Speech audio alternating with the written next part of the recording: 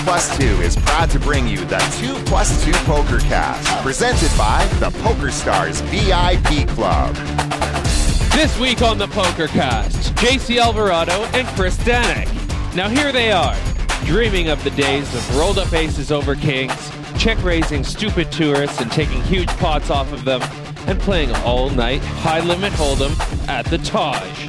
Adam and Terrence.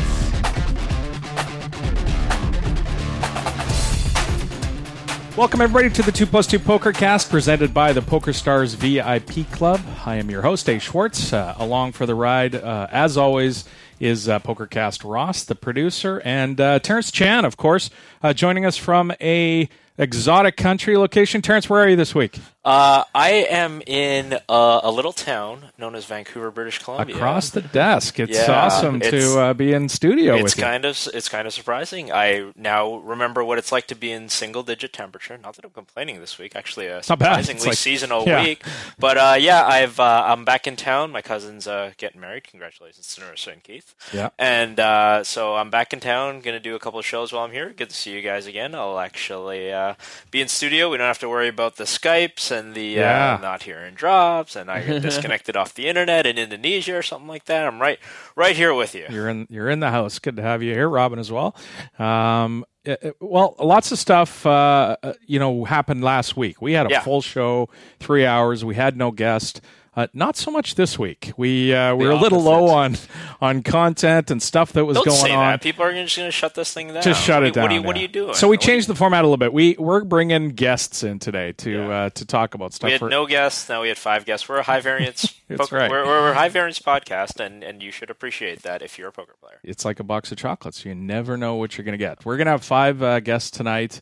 The first one's a little interesting. Now, I don't know if you saw this, Terrence.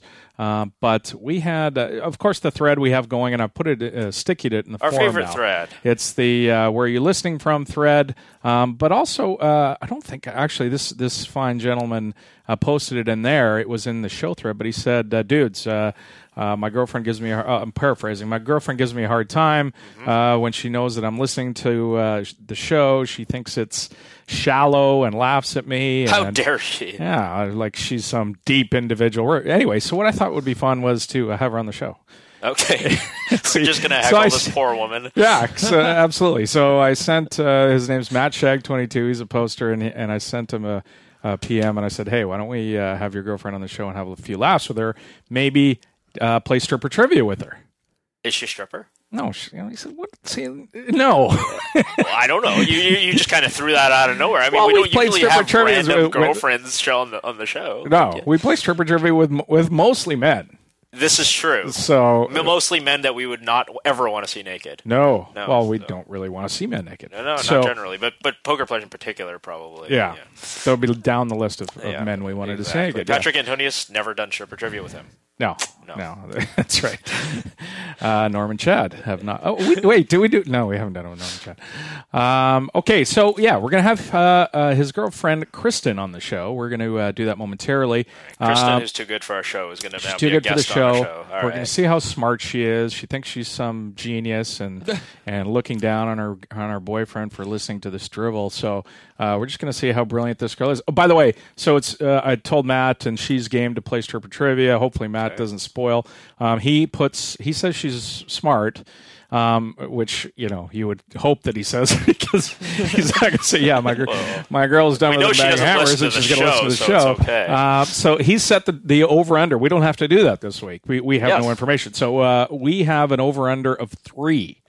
Which is a terrible over under. I didn't really kind of get back to him because it's really hard to bet off 3. Well, it's hard to bet since we don't know anything. It's hard to bet her, over, other than she doesn't like our show. Right. Yes, that's right. Which makes her less intelligent, maybe, than planned, or more. I'm not sure. So let's bring them in now. Matt, welcome to the Pokercast, sir. Thanks for having me on, Adam. Thanks for listening to the show and coming into the thread and posting to give me the idea here to give you guys a shout and have a little bit of fun. You've been listening to the show for a while, have you? I actually just got into poker in November of 2014 after the World Series. So I got on to 2+2 after that. So no, not very long.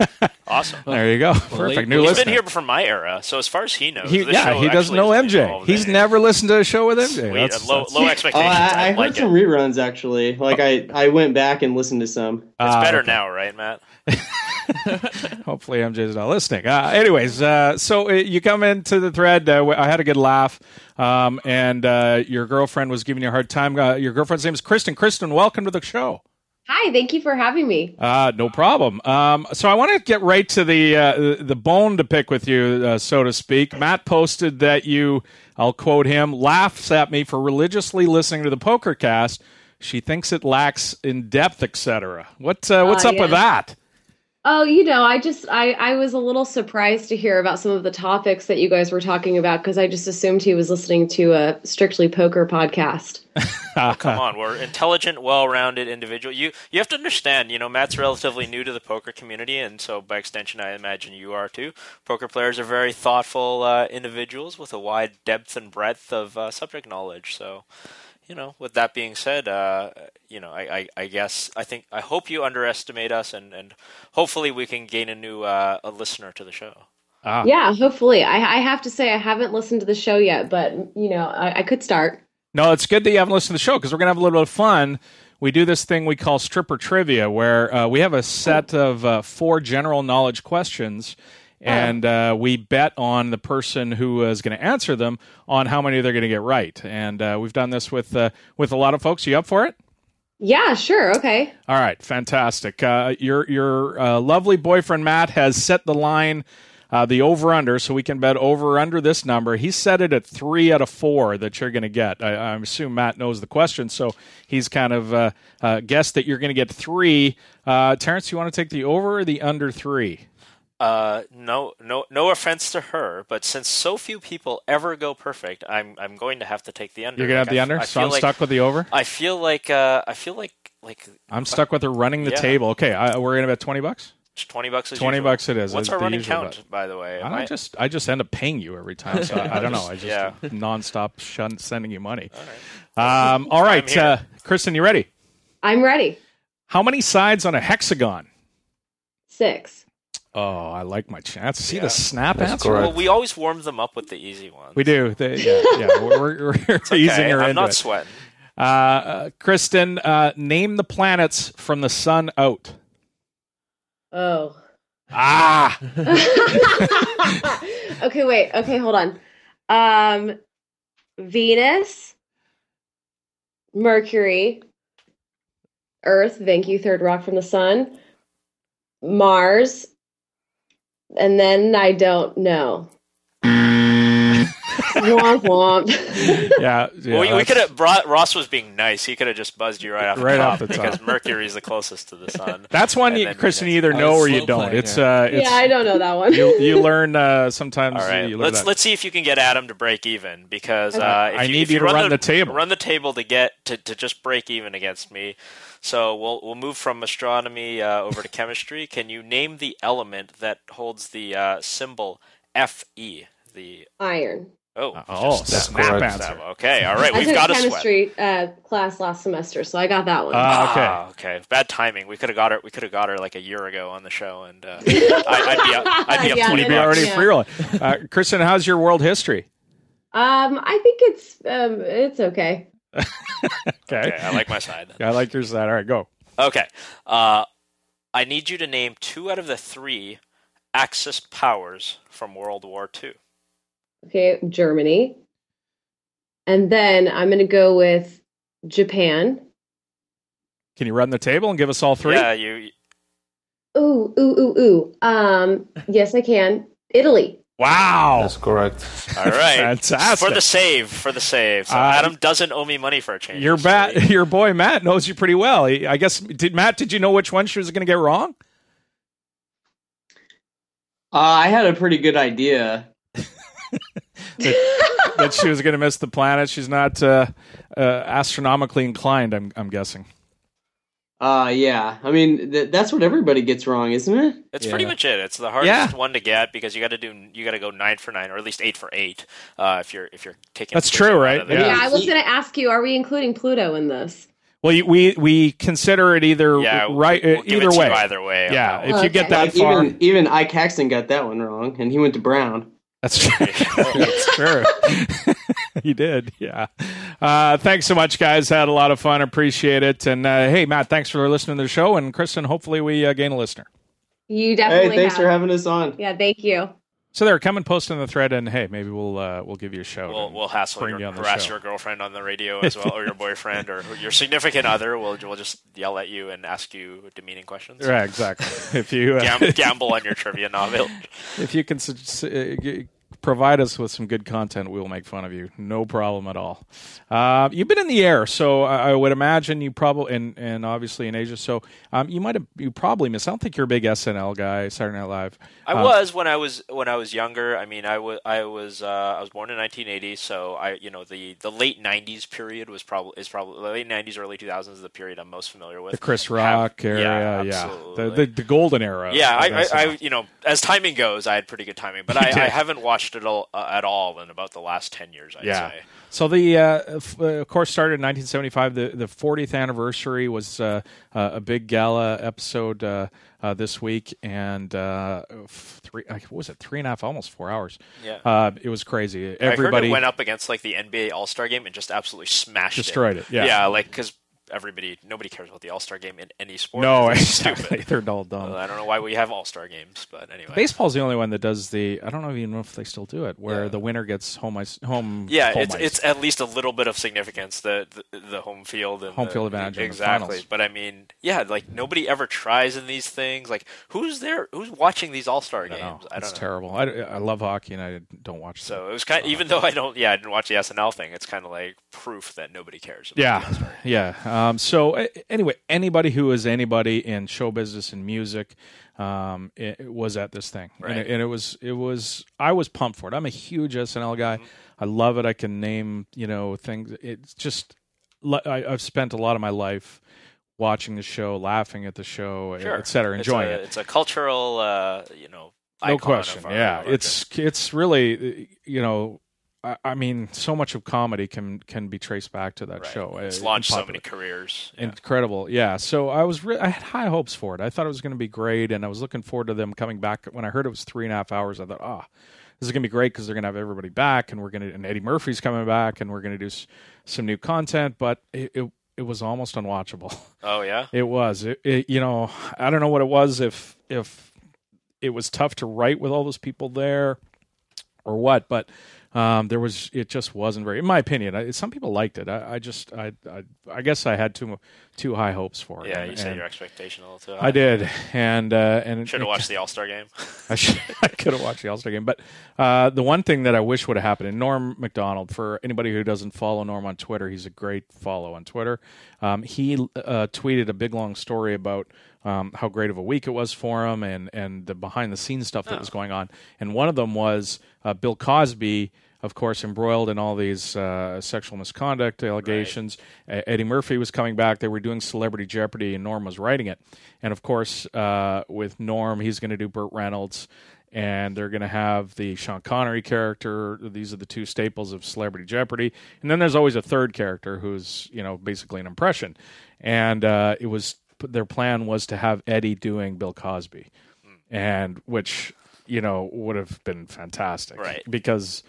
first of all, Eddie does a great Bill Cosby. Second of all, Eddie does a great everybody. He does, yeah. Second of all, the topic that he could have been lambasted for or whatever. But anyway, so Eddie says, yeah. Norm talks to him for an hour to try and talk him into it.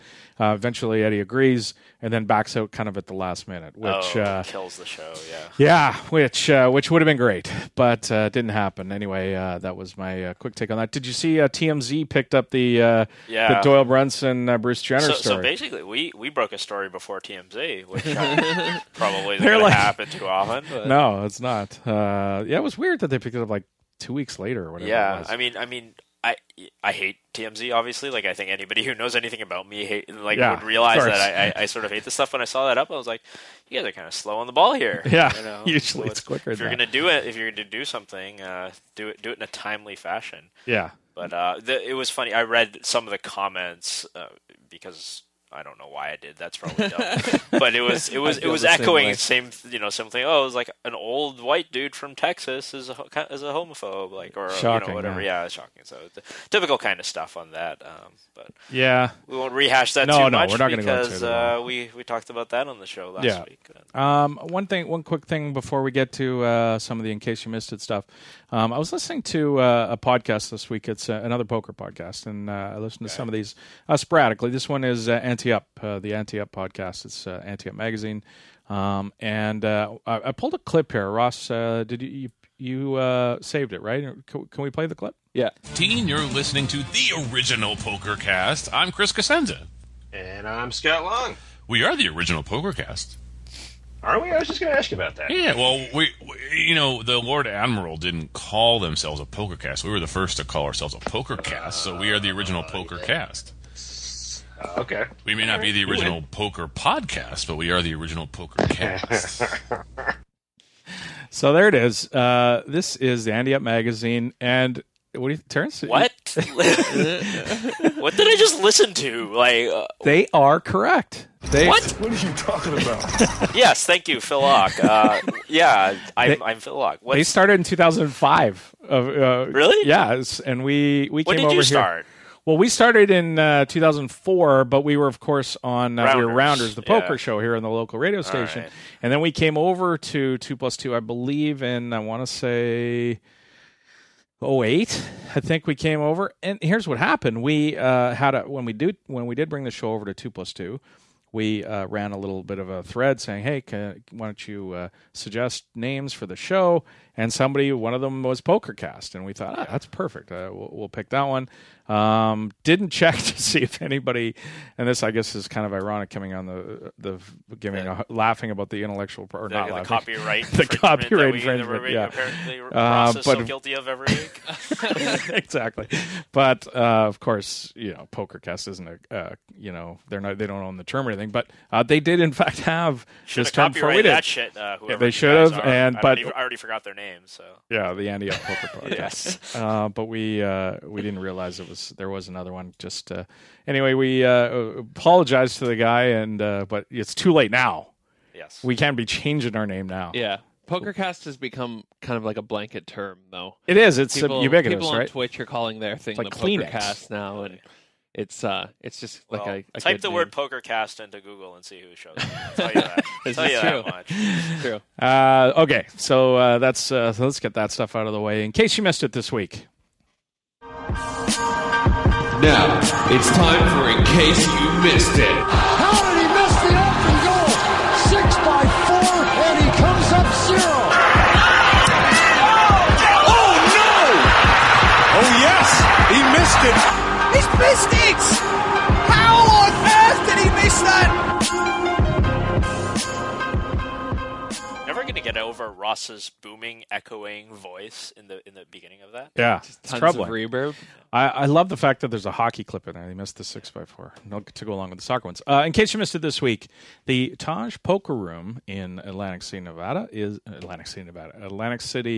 New Jersey is Maybe closing. That's why it's closing because nobody thinks everybody's looking for Nevada. It's not there. It is closed. Actually, they had their final hours, and actually there was an interesting article in Bluff by a guy who documented the final hours of the Taj Poker Room. And told the story of the room. This is a room that's got a long history in poker on the East Coast. Before in the mid '90s was sort of the heyday back there, mid to late '90s. There weren't a lot of places for people on the East Coast to go and play poker. You had your underground clubs in New York, but there wasn't all the casinos that are available to a lot of people near big cities as there are today. And when poker obviously was much smaller than it is now, you just had one. If a place became established as the place to play, people just went there exactly, and just the rich got richer and that kind of thing. There wasn't competition among poker rooms. First to market. It was very small. Exactly, there was a first mover advantage for sure. Indeed. So that was the place to play. Of course, immortalized in the movie Rounders. Yes. That's the sad. I feel like to me, I don't have an emotional attachment to the Taj Poker. Me either, because I've never. I've never played there. I've played there twice.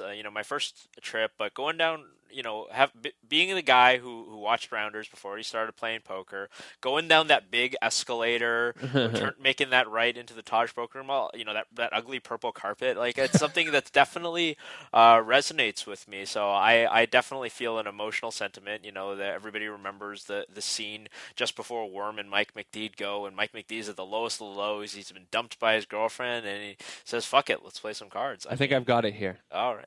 Raising stupid tourists and taking huge pots off them. Yeah? Stacks and towers of checks I can't even see over. Playing all night, high limit hold'em at the Taj, where the sand turns to gold. Fuck it, let's go. Don't tease me. Let's play some fucking cards. Still so good. It's like still sends chills down my side. Like I can picture them on the freeway and pulling into the Taj, and iconic because like in Las Vegas, obviously, it was the Mirage and later the Bellagio, but on the East Coast it was the Taj, and all the great East Coast players pretty much played there at one time or another. You mentioned the story on Bluff by Will O'Connor. Mentions Phil Ivey obviously that's where he started. The chops there. The stories of him playing there, and then when he went broke, he would sleep under the boardwalk. Jerome. Yeah, exactly. All that kind of stuff. So it's really sad from just an emotional perspective. Not to mention, of course, a lot of people are gonna lose their jobs and all that kind of stuff. That's the sad part. Yeah, for sure. I mean, we're gonna find a place to play poker. There's parks. There's all kinds of different rooms on the East Coast now. Right. But the people who are there hopefully will be able to. And Atlantic City is obviously hurting in a bad way with the casino closures, and people have lost a lot of their jobs already. Mm-hmm. But yeah, so that's rough. Did you see the bad beat jackpot though? No. So they had to give the money away from the bad beat jackpot. I don't remember what the qualifiers were, but if they're going to shut down the room, and they only had about I think a week or so to give away all of that money, so they really started ramping down the qualifications. And at some point on the last day, it was like 9s full or better.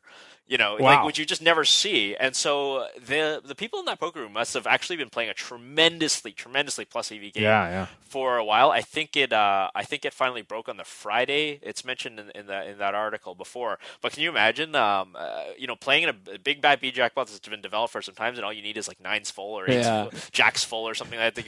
Usually it's every other orbit. Usually it's like quad 5s or like aces full of jacks or something like that. It's If you get aces beat, you win the bad beat jackpot. Yeah, exactly.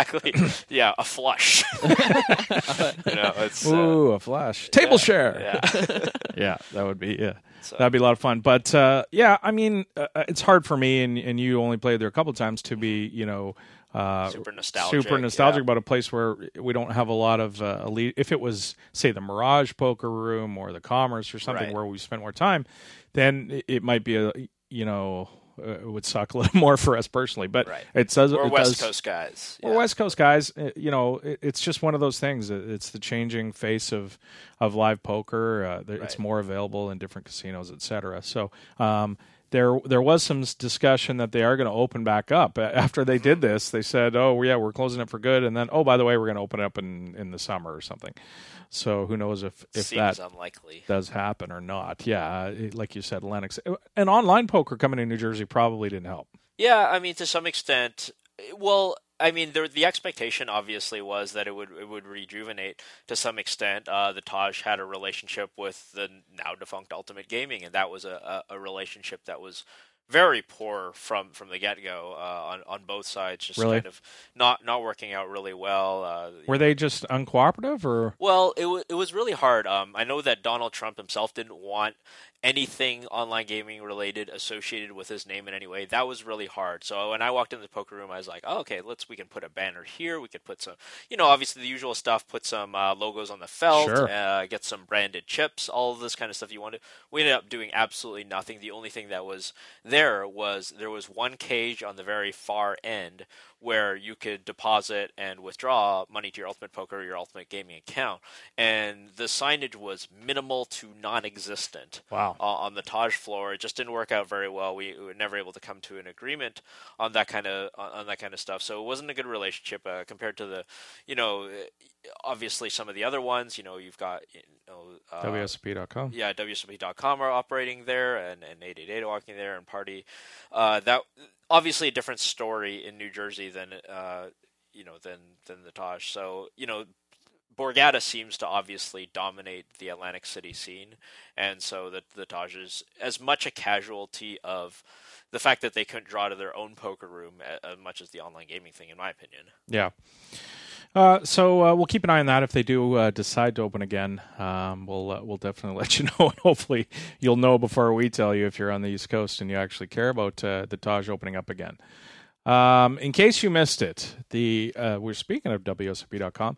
They have taken down all their fixed limit games in New Jersey and Nevada. Weird.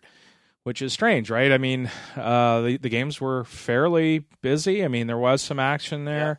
Yeah. And it seems what's happened, and this is, all guesstimates, of course, because there's no real statement, but some people that I've talked to kind of think this is what happened, and there was bugs in the software, because what happens is, WSOP.com doesn't run the current version of the 888 software. They run an older version. Correct. Which, of course, is an older version. Therefore, it has bugs that might have been fixed already in the current version. So they're running up against, that problem, having bugs and stuff that have already been solved, and the integrations of the two clients, I guess, and the databases, I'm sure, are difficult. What happens, and of course, when you're in a regulated environment like New Jersey and Nevada, when you can't just fix something. Oh, you got a bug, great, we'll fix it. What happens is you've got to, if you have a vulnerability or a bug, you got to fix it. But that takes weeks, months. That takes time. You have to, after that, submit it to the Gaming Commission in New Jersey, the Division of Gaming Enforcement, or in Nevada, the Gaming Control Board. And New Jersey is much better than Nevada in getting things done, I understand. Yeah, it's hard, I guess. Yes and no. I mean, it sort of depends what that particular thing is. But the point is that you have to submit it to the lab. New Jersey has the benefit of they have their own lab. In Nevada, you submit it to an independent lab who then approves it, and then the GCB in Nevada approves it. So it's a bit sometimes of a lengthier process. But yeah, but you basically encapsulated the reason why WCB.com would be running an older version of the 888 software, because they can't just fix it on the fly, whereas 888, if they're running in a different market, they're able to just do so. They see a bug, they fix it. That's why. Yeah. Right. So, yeah, and which causes huge problems now, because if it's one thing. But how does that lead to the limit games going down? Well, clearly there was a bug in the limit, something to do with the limit game, and if there's a vulnerability there, and it's going to take 8 weeks to fix, right. They just have to take it down. Okay. Because they can't let this run for this period of time. So people aren't sure about the nature of the bug right now. Right. So that's just that there is one, and it's bad enough that they feel the need to remove the game, or maybe the Gaming Control Board says that's bad. That's a bad enough bug that you've got to get rid of this. Which sometimes they will say. Yeah. Which, I mean, this goes to highlight a lot of the problems that we're having with regulated online gaming. Ultimate Poker ran into this over and over and over again. Yep. Ultimate Poker, of course, made the smart decision, in my opinion, to have their own client. So they didn't have to run into this problem of using somebody's older client and having to work with somebody to get it fixed, and et cetera. They had their own client. Of course, the client had problems, so they did run into the problems anyway. But we're in this time period in regulated gaming in the U.S. where we've got all these issues. We've got California. Who knows what's going to happen in California? We've got Ultimate leaving the marketplace. The New Jersey, the numbers in New Jersey and Nevada are way less than we would hoped.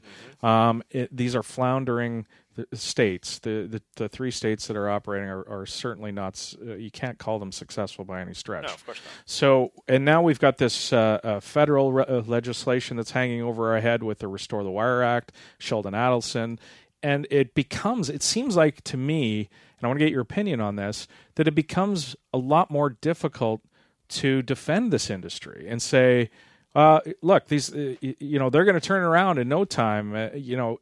and not to us, because of course we love poker, and that's never going to be an issue. But some legislator who's in Washington and maybe doesn't have that big of a fish to fry in the whole thing, and he's got to go to bat for this industry that's hasn't done well. Well, you say this industry, but I mean, it's really to a large extent the interplay between the regulators, the licensees, licensee/operators, and these software platforms, right? In the case of when you've got WSOP running 888 software, sometimes, again, like you say, that's bypassed if you run proprietary software. But the problem is that, and I've said this on the show many times, the people regulating this stuff, they don't understand it that well. And that's not their fault. They're regulators. They're not supposed to be, software specialists or poker specialists or anything like that. They're going to err on the side of being conservative. Okay, so you as a gaming company, you need to kind of go above and beyond and show them that this is, your latest version release does everything it says it does, and it's going to be this really onerous process.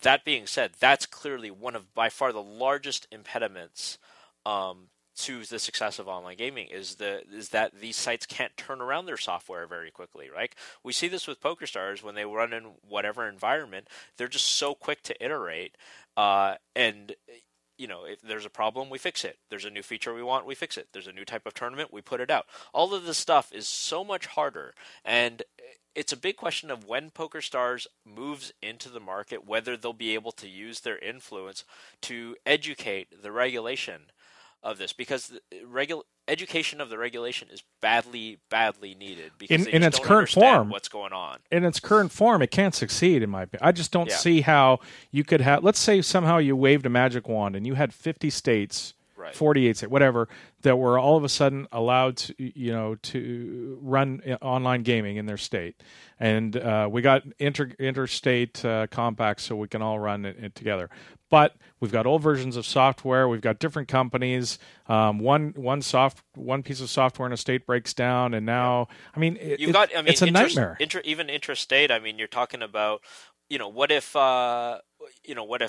California wants to charge a different rate than Texas, right? All this kind of thing. What if Michigan, you have to apply this rule? We ran into this rule with the PokerStars UK, the auto top-up issue, right? Like, so that's a very minor tip of the iceberg of the potential sort of problems that we talk about when we talk about 50 states, because when we talk about 50 states, we're talking about 50 different jurisdictions, potentially 50 different gaming regulations. So we need to establish some sort of, overarching regulations, and in fairness, some people are trying to be I know that GLI Nevada is trying to be the standard and create an online gaming standard that everybody can say. I mean, because that's the kind of stuff that's needed.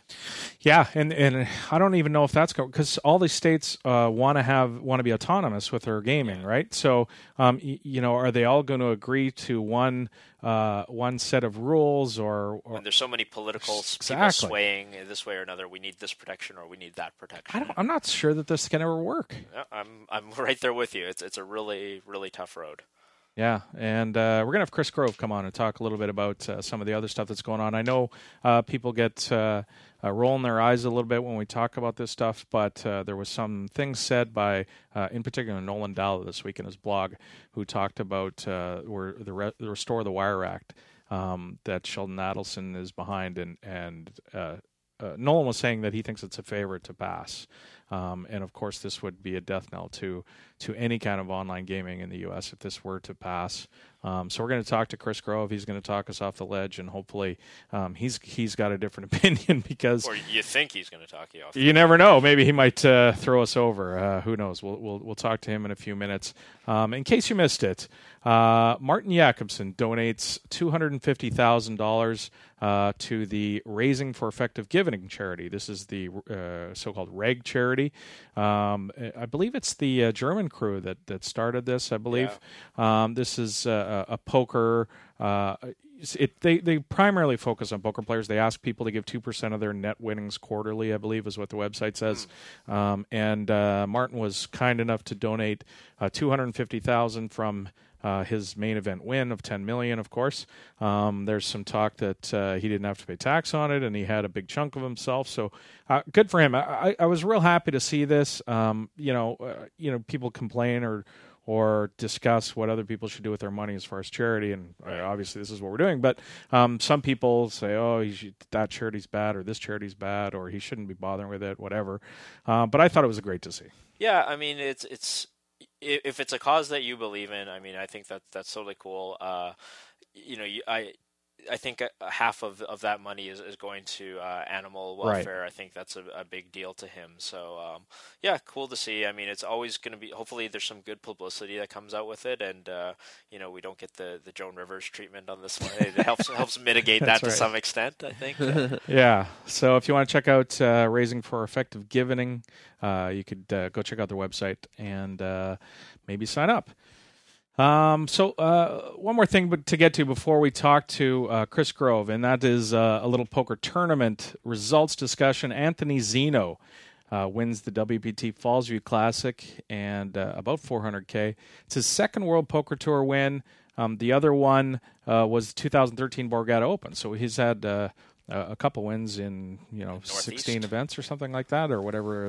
I think they're like 10, 12 a year. Yeah. I believe, I'm guessing there. So he's had a couple of wins in the last sort of year and a half, which is great for him. And but one thing that came out of this, Donnie Peters over at Poker News did an article this week, and he wrote a piece pointing out there have been 216 World Poker Tour Open events, and not a single female has won one of them. First of all, 216 WPT events, like that number kind of jumps out at me as like that. Wow, it's been around a really long time. Yeah, not a single female Open win. So that's open. There was a WPT Celebrity Invitational with 445 players. That Van Nguyen won. So it wasn't an open event because you had to be this sort of celebrity thing, but it wasn't a one-table sit and go. No, it's a real tournament, it's not an open win. And who knows how maybe the charity events that you and I have played in, they're like 6 big blinds you start with or something. Exactly. Who knows what? I mean, not that takes anything away from the win. Exactly. I mean, it's just not an open win. I mean, he's pointing out the statement still stands, but he got a lot of abuse too. People are like, "What are you talking about? She won this tournament with all these great players." Really? Yeah, like people were not happy with him for it. But sorry, I didn't. The word open is pretty clear there. Yeah. But 216. Would you have expected one woman to have won? Yeah, I guess so. On the other hand, what's the percentage of women in a typical 5K, 10K buy-in field? 3 or 4%, maybe. Right. So I mean, the fact that 1 out of 216 would have been 0.5%. So we'd still be underperforming with one. I mean, we'd break even at maybe like 5. So yeah, definitely underperforming there, but not so dramatic. And I don't even know that it's 2 to 3% in in something like WPT main events. But I don't know. We've had a lot of people come close. Vanessa Selps, of course. There's been a lot of close calls. Recently, there was a close call too as well. But. And stats like this are always weird, right? Because remember the EPT, the thing about the EPT was forever there was never a double winner, right? And then Vicky Corrin, who by the way I'm pretty sure is a woman, ended up being that one. So I mean, it is a sample size thing. So like what you can sort of make the statement, not picking on Donnie at all, but.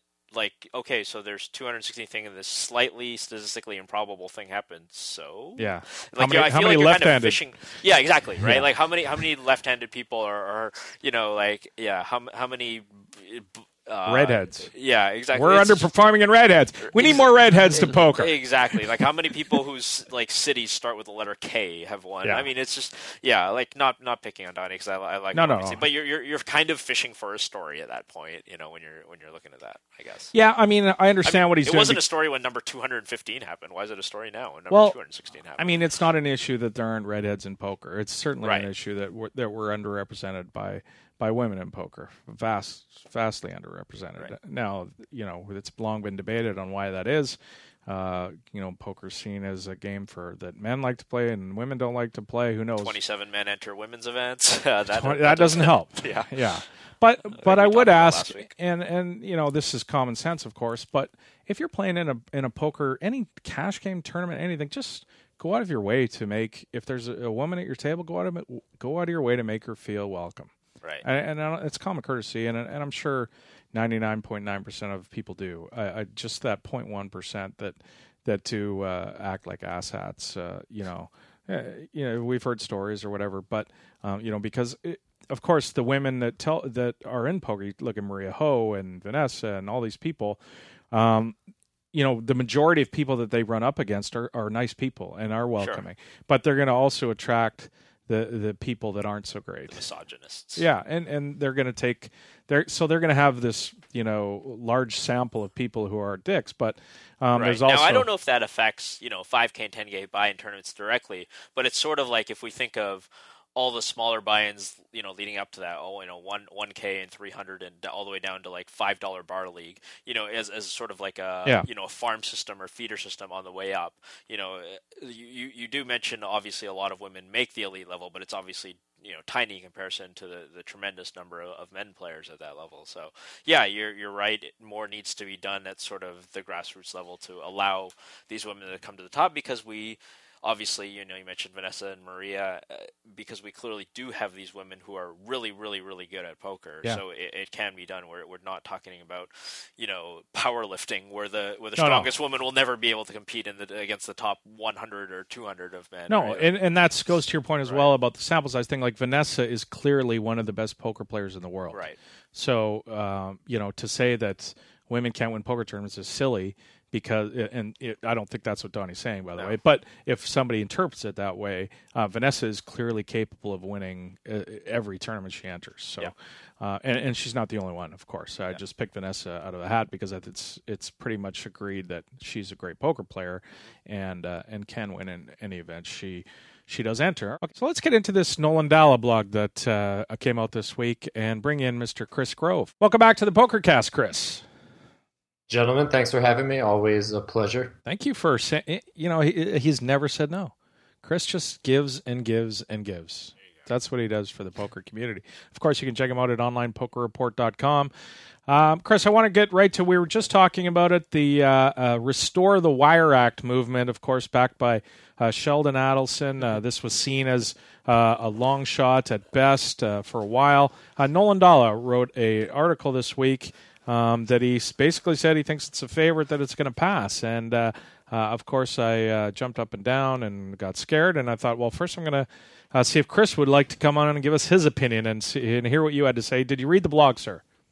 I did. I think what Dalla actually said was that it's a favor to get through committee. And then he describes a couple more ifs and a couple more ifs, and then he thinks that there's a good shot it'll become law. So a little short of saying that he thinks it's a favorite to be passed. Thank you for the correction. And your opinion, what do you think of the chances that this Restore the Wire Act, which, of course, would decimate the online poker industry for years and years and years?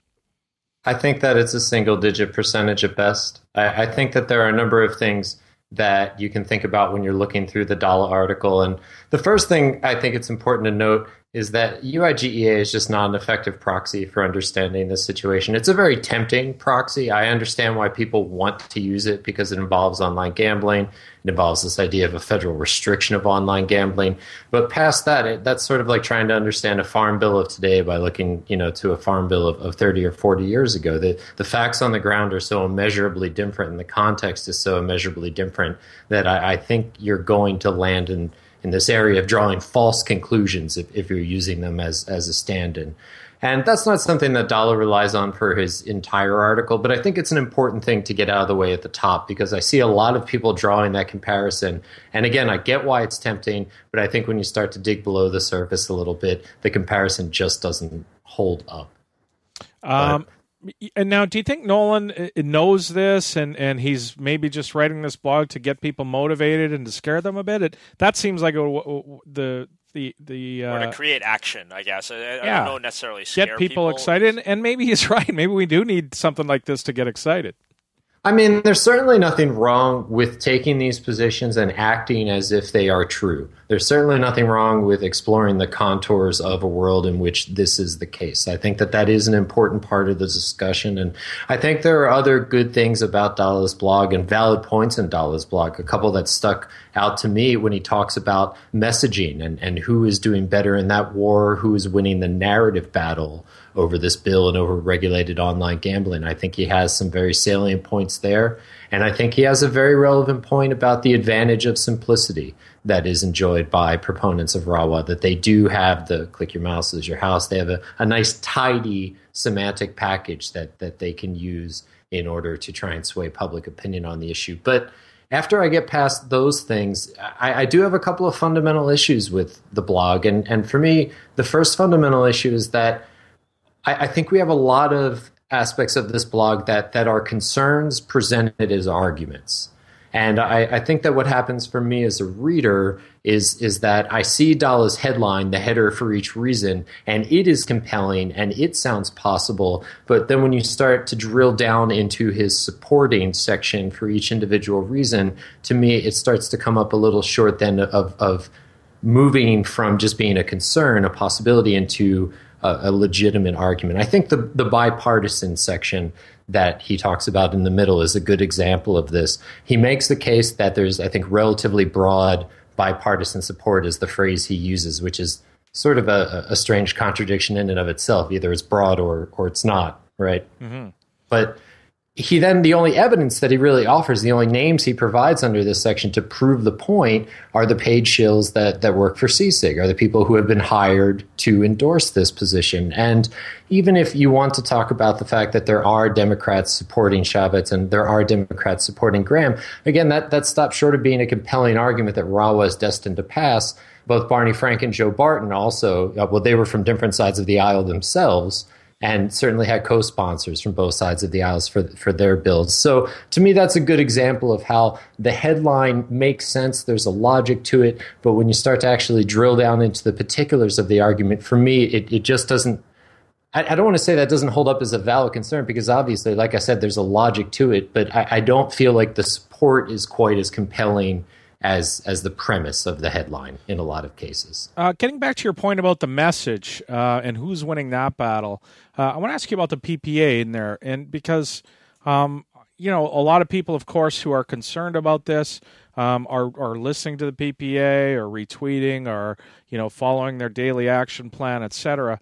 But it has a shelf life, right? People are only going to go there if they're concerned for so long. I mean, we've been doing this for years now. Do you think we need another voice other than the PPA? Has the PPA lost its ability to inspire people? Well, I think that it's important to put a larger context around the question about what the PPA has done right, and I don't have any affiliation with them. This is just an opinion that I have. And one thing that the PPA has really done right over the last year is moving toward a more effective message, that message being the states' rights argument, and working to gain access to communities where they know that message is going to resonate. And I think that work that they did paid off in some very tangible ways. And I think you saw that during the lame duck session when you did have this chorus of voices from the right and from a fairly broad spectrum of the right speaking out against RAWA. But I don't necessarily know that it's an all or nothing situation. I don't think it has to be the PPA or no one else. And I don't think the PPA crowds the space to the point where there aren't room for other voices or there aren't room for other people to, express their activism in whatever way they see fit. Yeah, we just haven't really had anybody step up and motivate people, it seems like. But moving on from that, I'm glad to hear that your opinion is it's still a long shot. This is the Restore the Wire Act, of course. But still, if you're out there and you care, take steps to let people know that you're not happy about that. I want to ask you quickly about California again while we have you on the show. There's another bill now. This is a third bill introduced in California to regulate online gaming in that state. This one's significant for a couple of reasons. First, who is authoring the bill, and second, that it's a shell, which kind of gives you a little bit of hope that because they're putting this bill in as a bit of a shell, the language isn't set yet. They want to get it in under the wire before they run out of time to get the bill passed. But the people who drafted this bill seems to be the important part. Right. You hit the nail on the head. So what we have here are bills that are going to be introduced in parallel in the state Senate and in the Assembly, and they will be introduced in the state Senate by State Senator Isidore Hall and in the Assembly by Assemblyman Adam Gray. The reason why they are as significant as you said, and I agree, is because both men chair the Governmental Organization Committee in their respective chambers, and that is the committee that deals with gambling. Any legislative business having to do with gambling is going to pass through those committees. So obviously, if they're the gatekeepers, those committees, then the chairs of those committees are by extension gatekeepers themselves. Why I get some optimism from this news is because it seems like they're preparing a very legitimate legislative vehicle. And that's what we have here, right? Because as you said, it's a shell. There's no bill text. That's not what we're evaluating. We're sort of evaluating this act as a political act. And California's deadline for introducing legislation, I think, is February 27th for the session. So what you have here, one way to look at it anyway, is two very powerful lawmakers in both chambers setting up what could be a very effective political vehicle for whatever consensus language the majority of stakeholders agree upon, assuming we get to that point. And that's the big assumption. That's the big if. So it does seem, again, that there's reason for optimism because they're creating the conditions for legislative success if everyone involved, if all the stakeholders involved can get a product that makes sense to go through the process. So I don't know that we're going to see any details on this bill emerge, nor should we take that as cause for concern if we don't see details on this bill emerge in the next few weeks if it doesn't get fleshed out, because ultimately this isn't a new initiative in so much as it is, again, a more effective vehicle for this larger initiative of bringing regulated online poker to California. The other reason for optimism this week is the story that Caesars will no longer continue to oppose PokerStars' return to the USA market, or the market in the U.S.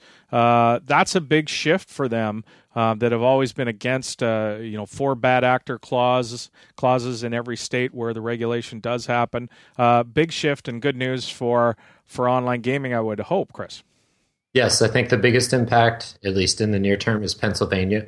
That's a state we're looking at as possibly moving this year, and certainly Caesars no longer supporting a bad actor clause, which was present, I think, in the last bill that was introduced in Pennsylvania. That will help to shore up support in terms of those who are pro-regulation in Pennsylvania. So shoring up support on that side, along with the momentum of this year, could definitely be the thing that tips the scales in Pennsylvania. In California, I'm not so sure that it's necessarily a fundamental change in terms of, does it make the bill easier to get done? Certainly. Does it take a bill that wouldn't get done and help it to get done? I don't think it has quite that much of an impact. The interesting thing to me, and I'm sure we'll all be kind of watching the situation, is what is this the start of? Is this the end of something? Is this a finale, a closure in and of itself that they just said, okay, we're going to put aside the past animus and we're going to work cooperatively in our own ways toward the shared goal? Or are we seeing the table being set for a much broader cooperation between those two companies? And that's the interesting question to me, and I think that's the thing that everyone's going to be watching for the next few weeks. Yeah, like you said, I think you said the 27th of February is the date. So did they have to have the language set by that date as well? No, the bill just has to be filed. And there will be, going back to RAWA just really quick, I know we're wrapping up here, but there will be a House hearing on RAWA. I don't think it's been officially confirmed, but multiple sources were reporting today that there will be a hearing in a subcommittee under Judiciary on March 5th. So the first part of Dallas' prediction, to his credit, came true shortly after he authored it. I would say that those hearings were widely expected and that I wouldn't be surprised if it's not the last sort of, I don't want to call it a symbolic action, but I don't think it'll be the last legislative action short of a vote that we see having to do with RAWA, simply because it's such an easy way to appease a fairly sizable donor to the party during a critical time leading up to the 2016 election. Chris, thank you so much. You can follow Chris at OP Report, at OP Report on Twitter. Of course, onlinepokerreport.com. Not OPP Report. I did like the OPP. You down with OPP? Yeah, no. It's OP Report. Give him a follow if you're interested in all things poker legislation. Chris, thanks so much for your time, sir. Pleasure is all mine. I will see you guys next time. Well, that's certainly good news. Yeah, did he talk you off the ledge or what? Are he you, did. Well, single digits? Are we willing to fade that? I mean, yeah, it's like we said in the first segment, it's so depressing to begin with. I mean, there's just all these nothing ever seems to go right. It is, but I also feel like anytime Sheldon's name comes up, it's sort of like, you know, the terrorists, right? Like, you know, like anytime there's like somebody mentions like the terrorists now in our culture, everything's just stopping like, oh my God, we've got terrorists. But in reality, like your likelihood of, you know, actually being involved in a terrorist attack is like tiny compared to your accident, like, you know, getting in a car accident or anything like that. There's so many more, I feel like there's so many more things to worry about than Sheldon's ridiculous crusade and all these legislative acts that like, I feel like Sheldon is the new terrorist. And I guess he is in the poker terrorist. It's kind of leveraging his ability to get into the media to make a disproportionate amount of cause and alarm, you know, to some extent. But glad he talked you off the ledge. You know, Chris is always super knowledgeable about this stuff. If you want to get obviously the other side of the argument, Nolan Dalla's blog at nolandalla2ls.com.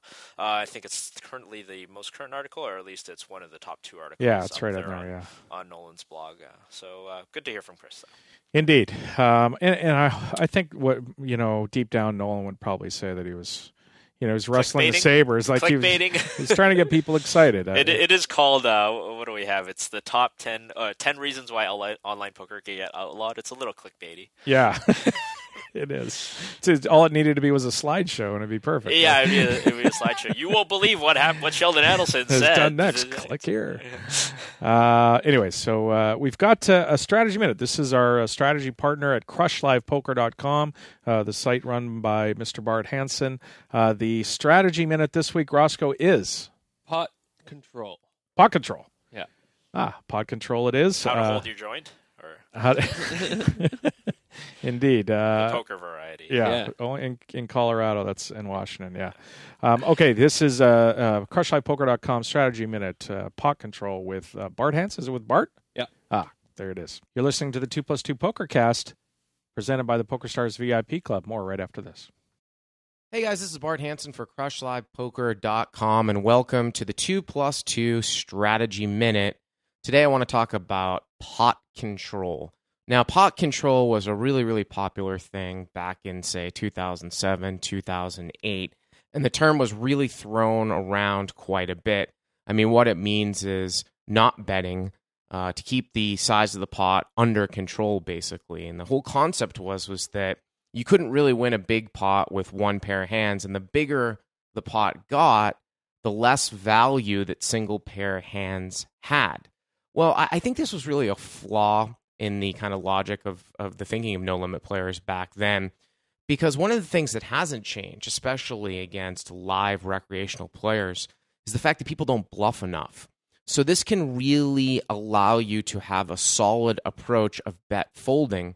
So instead of, say, checking back the turn with an overpair when a scare card comes, or having the attitude that you don't want to bet because you don't exactly know what you're going to do if you get raised, you can really take the approach of bet folding a lot of the time, because especially after the flop, for example, on the turn and on the river, people's bluffing frequencies just aren't that high.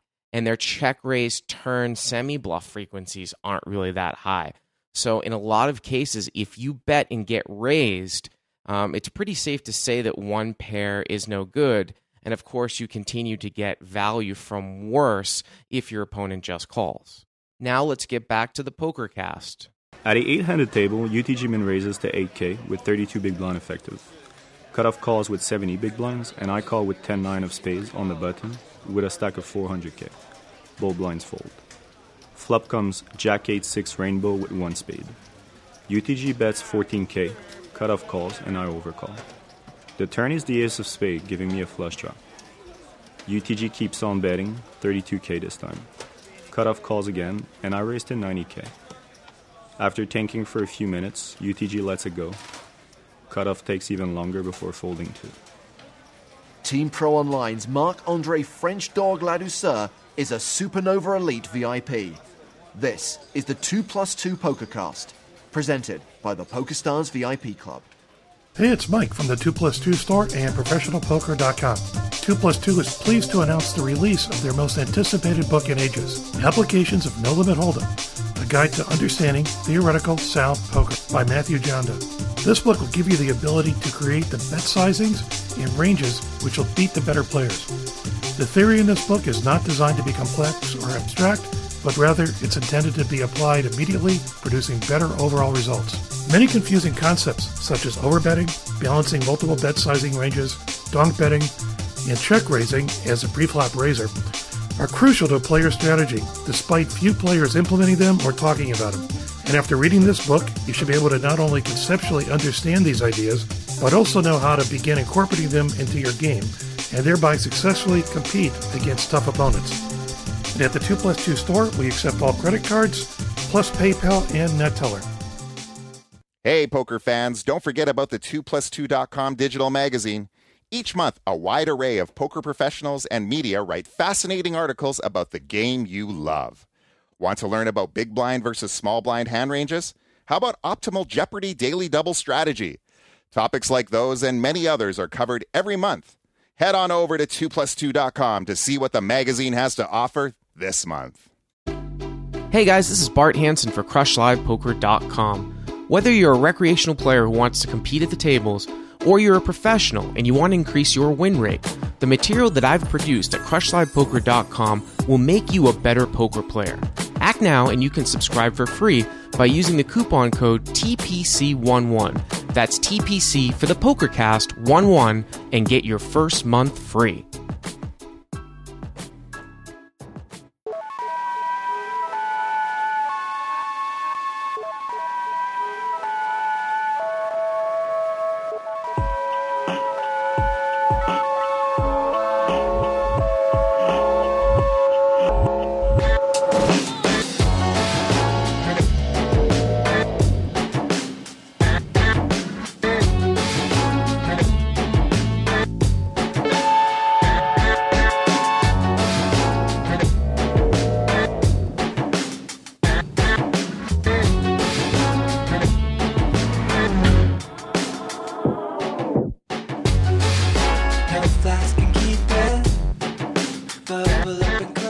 Welcome back to the 2+2 Pokercast, presented by the Pokerstars VIP Club.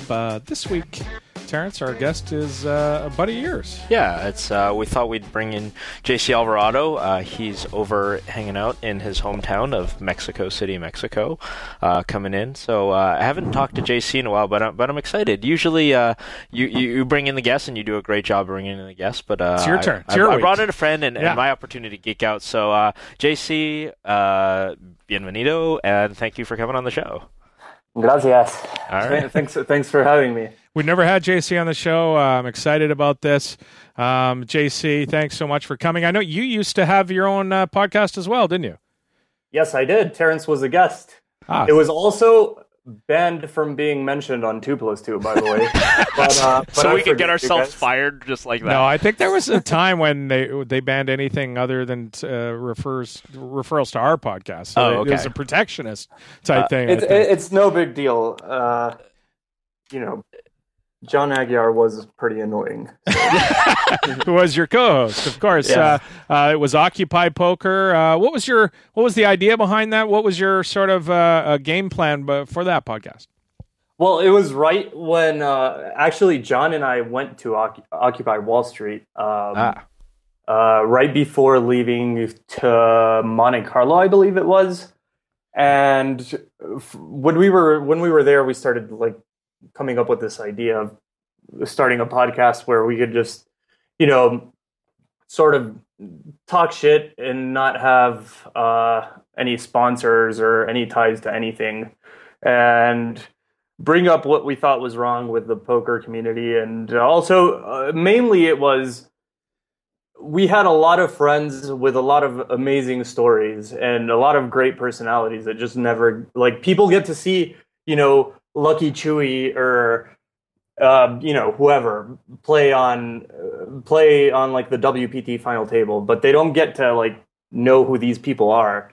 And there was not much poker talk. It was more talk about life or current events, poker world, but not really strategy or anything like that. Right. It seemed really, you were able to bring that out of people because you had personal relationships. When Adam and I interview people, oftentimes, like it is now, it's friends of ours, but sometimes it's people who are in the industry. Sometimes it's pros who have recently won a tournament. You don't have a rapport, or grinders. You don't necessarily, but you have a rapport with these guys. You're kind of sitting down. When we did ours, I think we just did it in your hotel, your John's hotel room, and we just kind of, shot the shit for whatever. So why did you, so that seemed to go well. What happened to the show, or why did you just stop doing it? Was it just lack of interest, or? Well, no, Aguiar sold out, as you know. He went in to work as a suit in the DraftKings industry, in the fantasy sports industry. So I kind of lost my co-host, and then it's tough to get poker players to commit to anything long term, or even getting guests to actually show up on time when we wanted them to was pretty hard. No question. Yeah, we run into that all the time. I just want to point out, Adam, that you there's no danger of your co-host ever leaving you for a real job for a suit for again. A suit job. I promise. You've learned your lesson. I get it. John or JC, can we find the Occupy Poker online anywhere still? Yeah, you can find it on iTunes. It was on Podbean as I guess just search Occupy Poker. Yeah, you could find the episodes. We had some great episodes. I Terrence was one of the very best ones that I think we made. We talked a lot about nutrition and fighting and stuff like that. We had Ike, a bunch of really cool guys. So, yeah, I definitely want to get into some of that, nutrition and performance stuff. I know you've been doing a lot of work into that, but we almost didn't have you on the show because, according to your Twitter, you were, caught in gun crossfire between, cops and drug dealers, and, there's a taxi crash, and, I thought, you've been trying to get me to come down to Mexico City for years now and come hang out, and, I thought it's eating tacos and, training boxing and stuff like that, and you're tweeting about, gun shootouts and stuff. What's this all about? Look, there was 100 years of living in Mexico combined in the Uber that I was in, and no one had seen anything like it before. It was insane. I could tell this story. It's really quick. I went to a barbecue with my girlfriend, her friend, her husband, and her 10-year-old kid, and we got an Uber back, and it's it was already. I was being the angry boyfriend that was missing the UFC fights to be at a barbecue. So finally, I convinced everyone to leave, so we could come watch the fights at my place. And we're 2 minutes away from my house, and we're in a stoplight, and suddenly a car crashes in the lane right next to us. The very next car to us crashes into a taxi, and I was about to make a joke because my girlfriend says that as crazy as the drivers are in Mexico City, that you never see accidents for some reason, and I was about to make a joke, and then all of a sudden this guy pops out of the passenger seat, draws a gun, turns around, and I can't tell if I heard the siren, because sometimes you block these noises out, and I couldn't tell if the siren turned on when there was a crash or if there was already a chase going on. But the guy turns around and starts shooting at a police car behind him. Jesus. And you think about, especially when you live in a city like this, you think about how would I react to these things? And you'd expect to react calmly, but I lost my shit. It was because there was the kid was on his mom's lap, closest to the gun. Oh no. So first I got worried about that, and I said duck, cover, and so we all ducked. The two people in the front, the driver and the passenger in the front, weren't able to duck because of their seatbelt, so they got to see the whole thing happen. But what happens is that once you can't see anything, the worst things start coming into your head. Like being able to watch it unfold would have been like way better than looking straight down at the ground. Because the first thing I thought was like, this guy's going to turn around and he's going to try to steal the car next to him, like Grand Theft Auto style, and so I heard like a few shots. I think the cops fired back. People like ran into the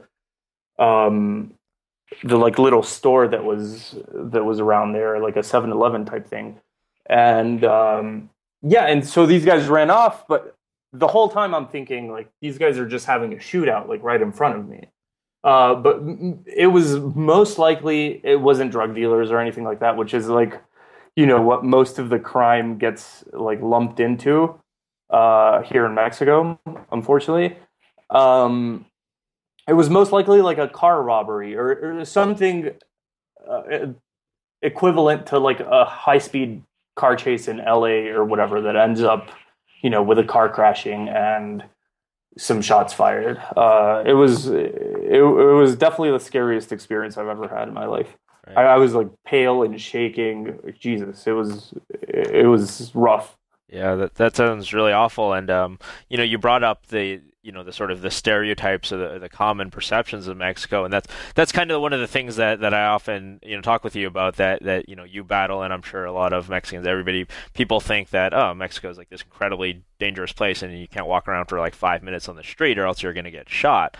But obviously that's not the case. You choose to live there. 30 million people choose to live there.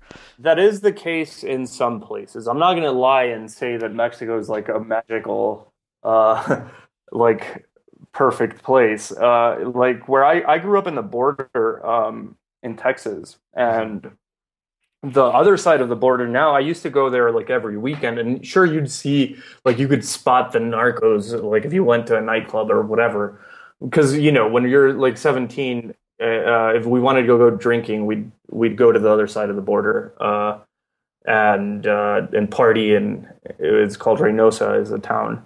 And but now it's like literally a ghost town. Like there's nobody there. It's all the businesses had to move to the American side. Juarez is one of the most dangerous cities in like on this side of in the world, I think. And it's bordering El Paso, which is like the safest city in the U.S., which is insane. And there's definitely a lot of problems in Mexico, but Mexico City is pretty first world. It's really, really, really cool. It has too many people and lots of traffic and stuff like that, but it's a great city. I've seen the Anthony Bourdain. That's my the extent of my knowledge of Mexico City, where he tours around Mexico City and I watched that too. He had a lot of cool stuff to say. I really liked that episode. It was good. But that's not like you said. There's some dangerous areas, but for people who go down to play online poker or visit the tourist resorts, that stuff's all pretty safe, right? Mostly safe. I mean, look, everyone can be an idiot, like. Sure. Like if you're an idiot, you're gonna get in trouble no matter where you go. If I go to LA and just decide to drive around Compton, it's probably not gonna go well for me, right? Or wherever it might be, like just use common sense when you're traveling around. And I think that's like a lesson that most poker players have learned by now, because we get to go to places like you end up in Poland or in playing a tournament or whatever, and you learn to not be like the idiot tourist, at least. Absolutely.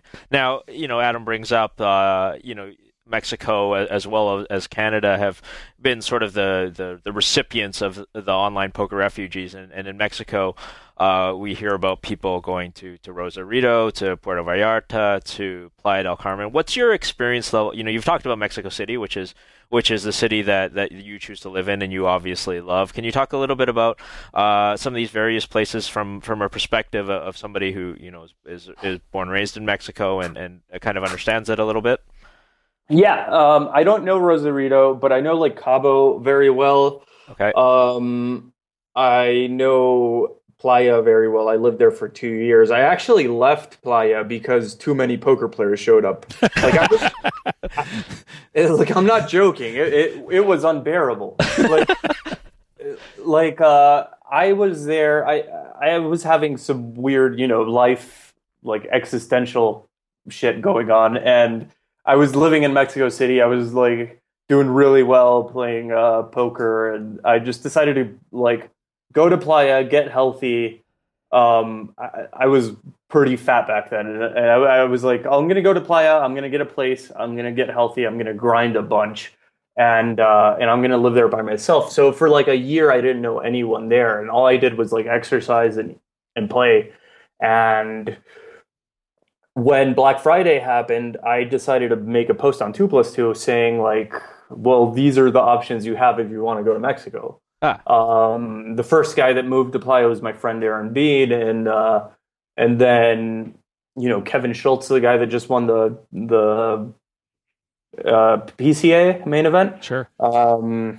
He was a good friend of mine. He moved to Playa, and then almost overnight, it just was 60, 70 poker players. And you couldn't walk around without having this weird drunk frat boy experience. I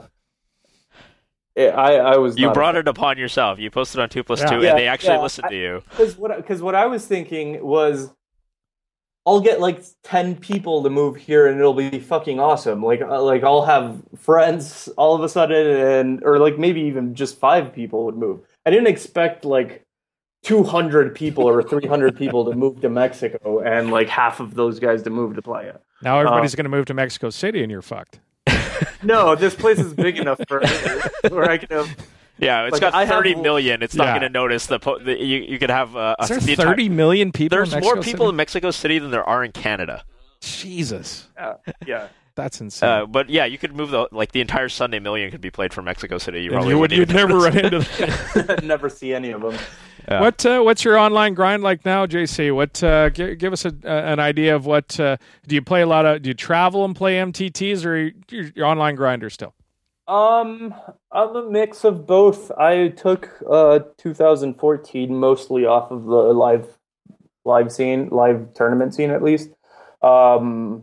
I went to the big stops like PCA, Monte Carlo, the World Series of Poker, and that's it. I mean, just the main event for the World Series, and you don't play the prelims. We've talked about this, in person. No, you don't play the prelims because you don't think with the tax situation that it's profitable or at least worth it. Oh, so Mexico doesn't have a tax treaty? No, they don't. You get 30% right off the bat, and you can't get it back. As far as all the Mexicans understand so far, we can't get it back. If someone knows a way, that would open up a big market for the World Series. But anyway, I wasn't playing much live tournaments, and I really wasn't playing that much online. At least as far as volume goes, I'd play 2-3 days a week, maybe in light sessions. I was mostly focused on improving my preparation for poker. I was playing some cash games live, and that's about it. And now I'm starting to focus a lot on my game, so I've been playing tons of volume. I just played 5,000 hands today, which for some people is normal, but for me it's I sound like I have brain damage at the end of that. Is that Zoom you're playing? Yeah.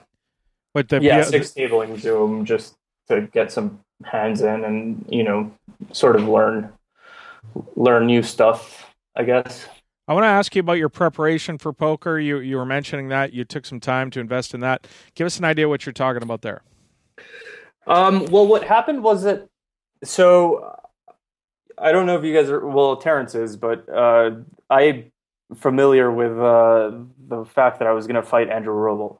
Yeah, so we'll set this up for the audience, I suppose. Yeah, might as well get, yeah. You had a bet, and maybe we can talk about the genesis of this bet, because I'm not sure exactly how it came about. But Andrew Robl, I think he issued a challenge to fight somebody in MMA that was sort of like him, not super experienced. So he didn't want somebody like me who'd been in the game a little bit while. But he wanted to try this MMA stuff out, and he posted a challenge, and you were the guy who took him up. Is that Hit him in the face? Thank you. Is that basically correct? It was basically it, but it was a little funnier because what happened was that we talked on 2+2 about fighting, and then Black Friday happened, and so everything sort of we didn't talk about it ever again. And then Middle Easy, that big MMA site, randomly found the story in 2013, 2 years later, and was like, oh, look at this douchebag. He wants to fight anyone in the world for $50K. And I thought it was really funny. And so Middle Easy just totally misrepresented the Andrew Robl challenge, obviously. Yeah, but they ended up, they didn't understand it. I think that guy that writes for that site is just stoned 24/7. He misses a lot of things. And anyway, I retweeted it, and Robl goes so you still want to fight? I'd still do it. And then that's when I contacted you. I contacted Ryan Doubt, Jay Carver. You guys helped us set the line and stuff like that. Yeah. In terms.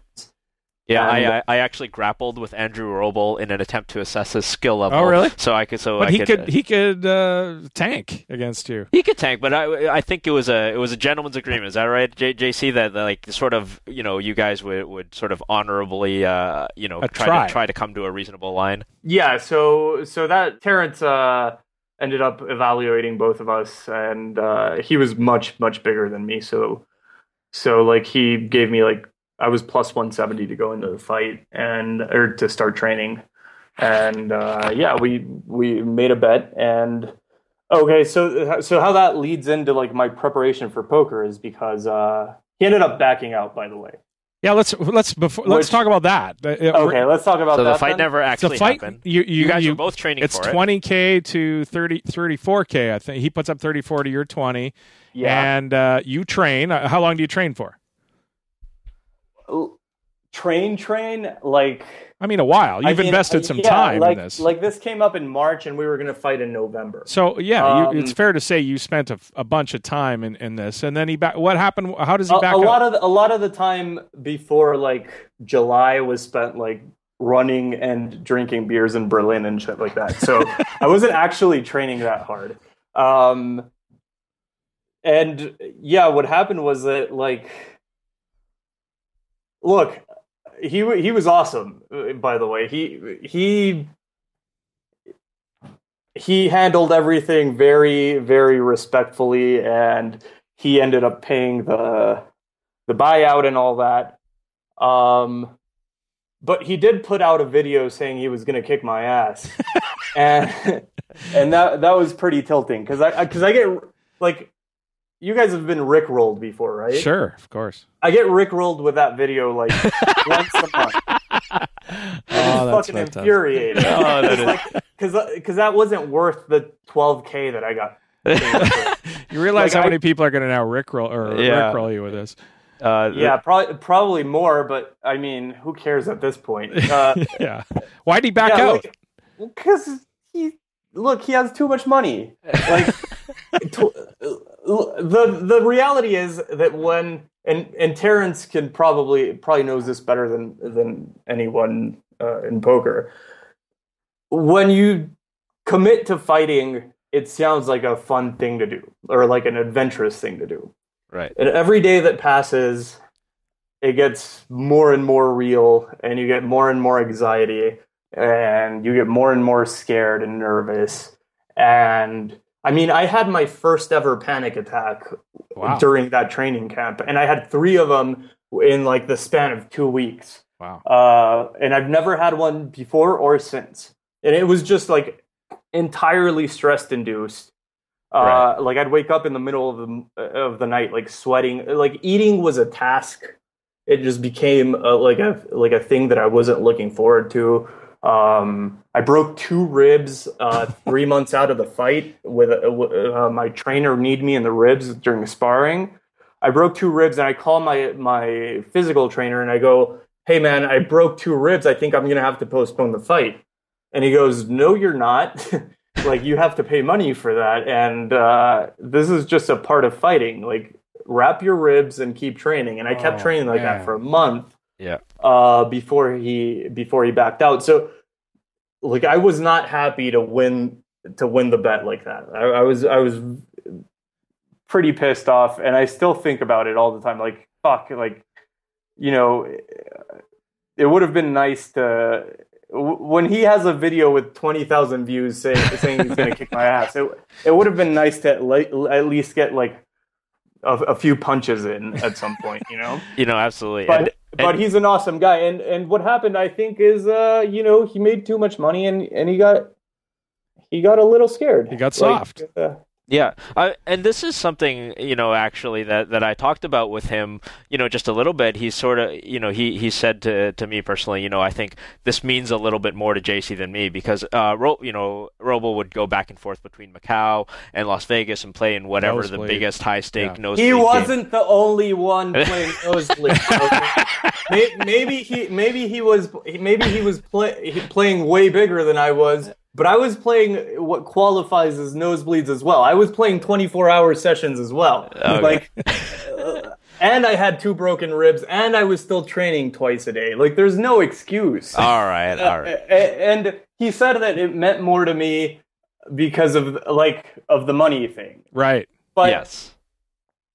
Really, if you want to get me to not train super hard, don't put out a video with 20,000 views. That's much more motivating than than 20,000 for. Because the second that happened, I put my beer down and I went, you know, to the best MMA gym in the world. You did, and that's a great segue. You went up to Kirkland, Washington, our neck of the woods, and you went to see a guy, you know, not a super well-known guy, but a guy named Joel Jamieson, who's a strength and conditioning coach for the guy who's currently UFC flyweight champion of the world.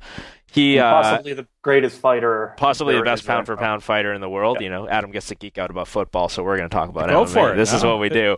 But Joel, you know, is one of the guys who's popularized something called heart rate variability, and I don't want to get too technical into this, but basically it's a measurement of the time between your heart rates and the variance between your heartbeats. And now, you know, what Joel has done is use this to train MMA fighters and decide, you know, is this guy, you know, should I push this guy really hard today, or is he overstressed? Should I dial it back a little bit? Now, you've actually started doing this and experimenting this with poker. Can you talk a little bit about that? Because I found that fascinating.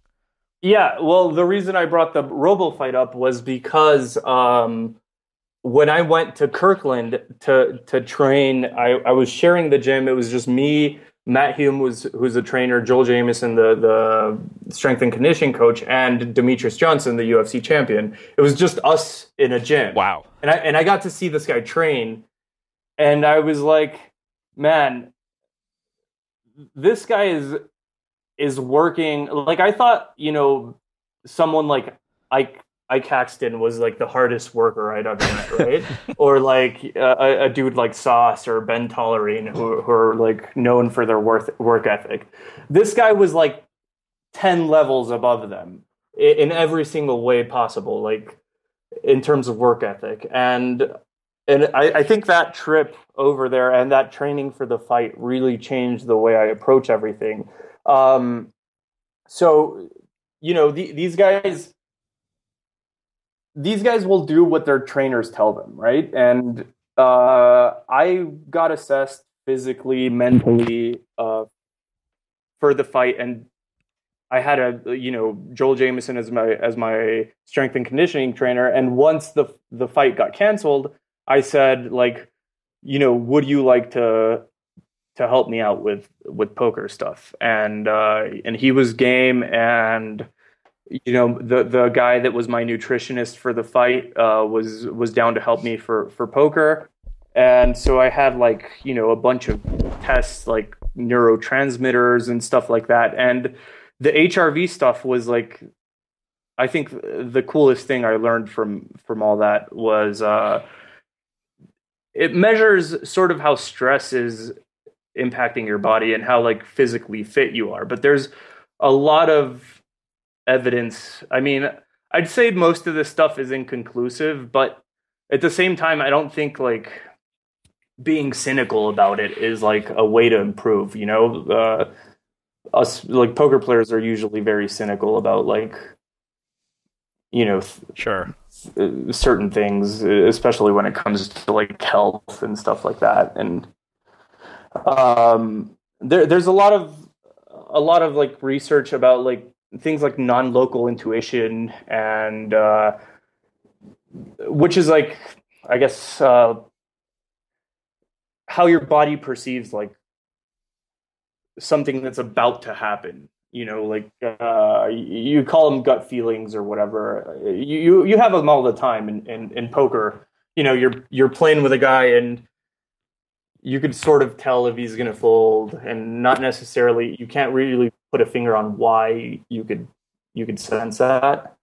So HRV seems to help with that sort of thing. And so what I did was I did a self experiment where for 8 weeks, I woke up every day, measured my HRV, didn't look at it, and I'd write down, like, I'd score myself for, how I performed in poker. I was playing a lot, and if I was traveling or whatever, like how irritable I was, how focused I could be. So you basically had like a spreadsheet of self-assessment saying like, how good of a job am I doing today?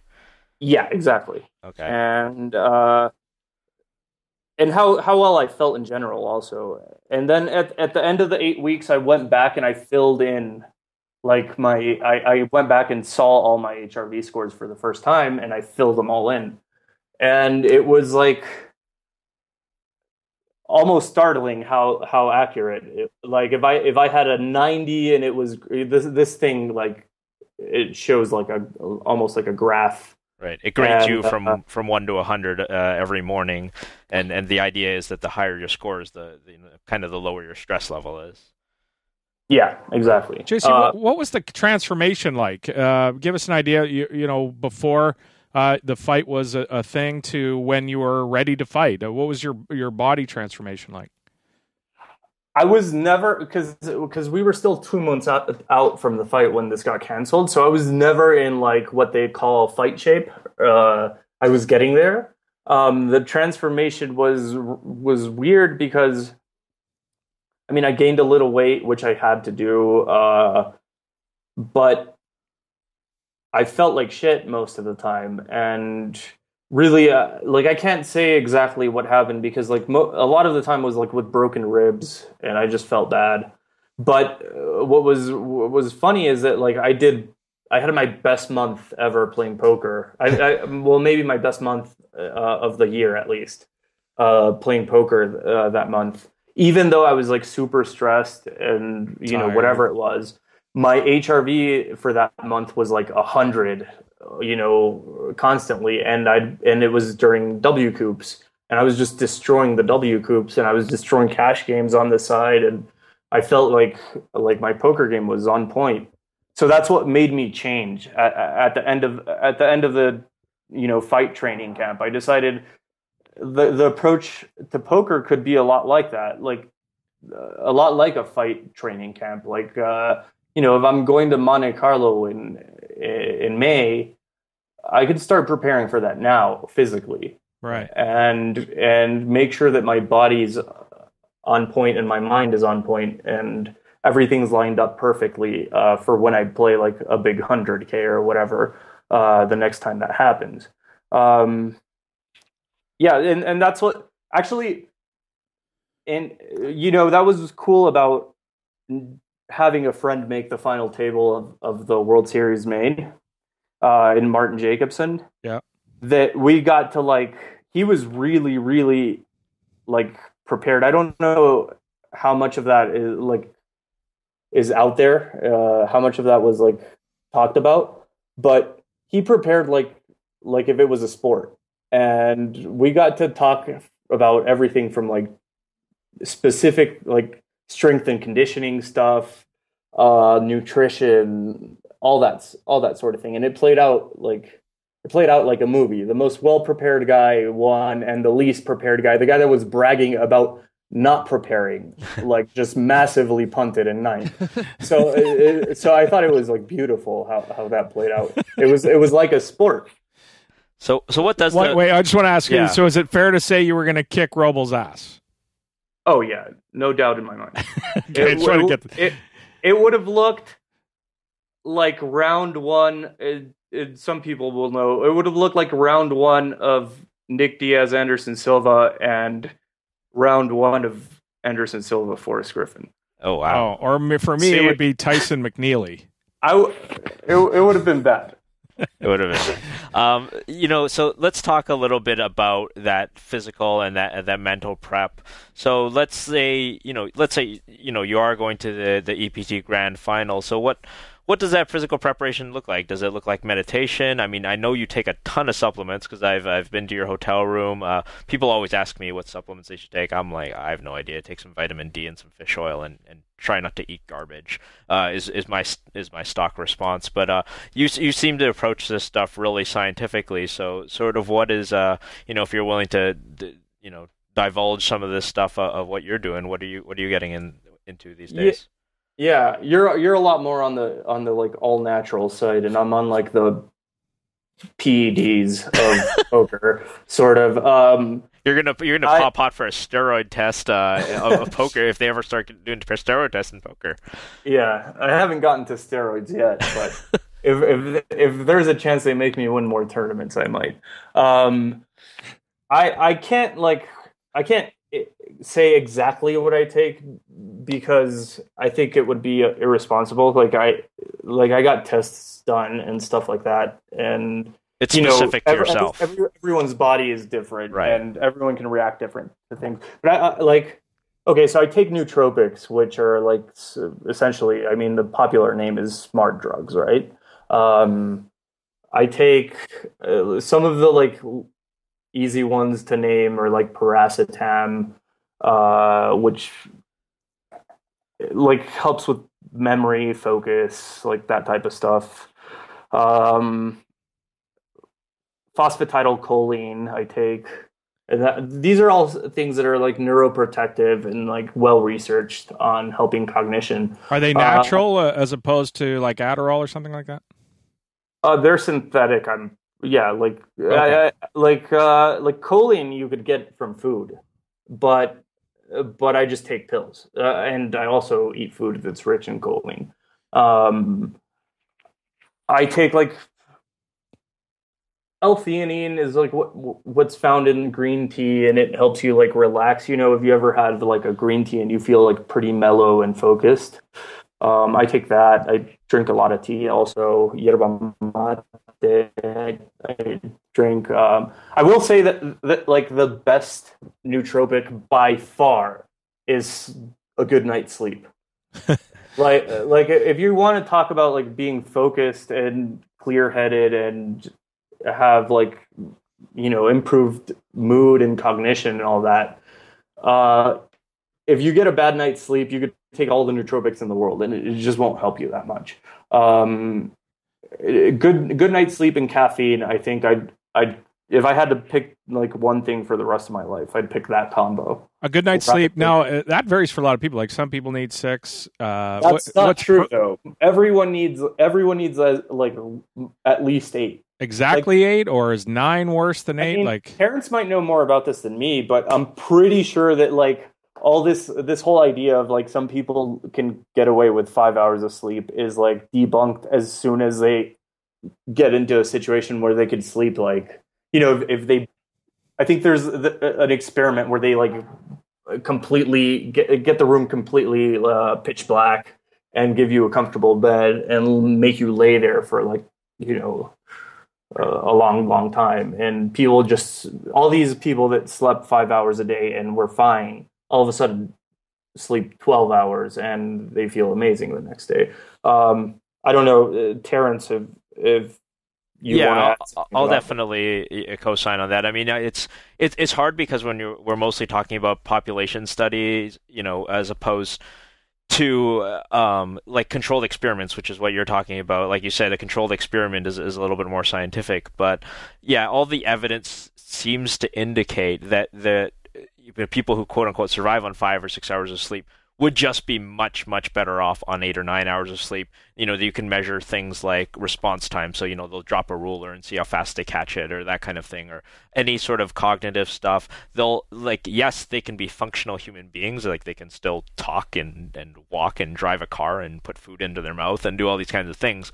But I'll definitely take one guy who's got 8 hours of sleep cognitively over one guy who's got 5. And I'll bet, and I'll probably lay like minus 300 on the guy who got a full night's sleep. There's no question about that for me.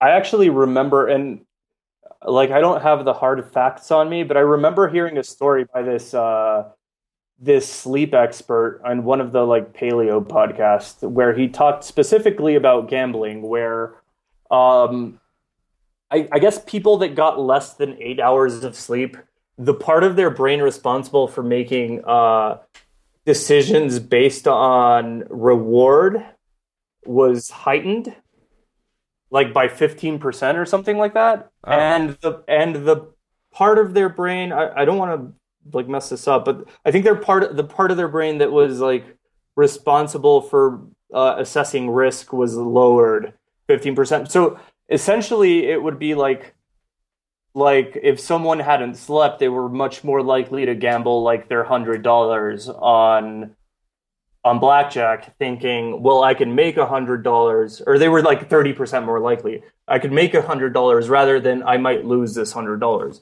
which is super interesting when it comes to poker, because a lot of the times, you play, let's say, a high roller tournament or a super high roller tournament, and the bubble for the final table is 12 a.m., 1 a.m., 2 a.m. maybe, on day 2, and then you have to try to sleep after that, after having played a bubble for gigantic amount of money, and you can't really sleep well. And all of a sudden you don't sleep 8 hours, and then the next day you're gambly as fuck. Can I curse here? Yeah. Sorry. Oh, yeah. Sorry. If you couldn't, we'd have been in trouble a long time ago. It would have been bad. Yeah.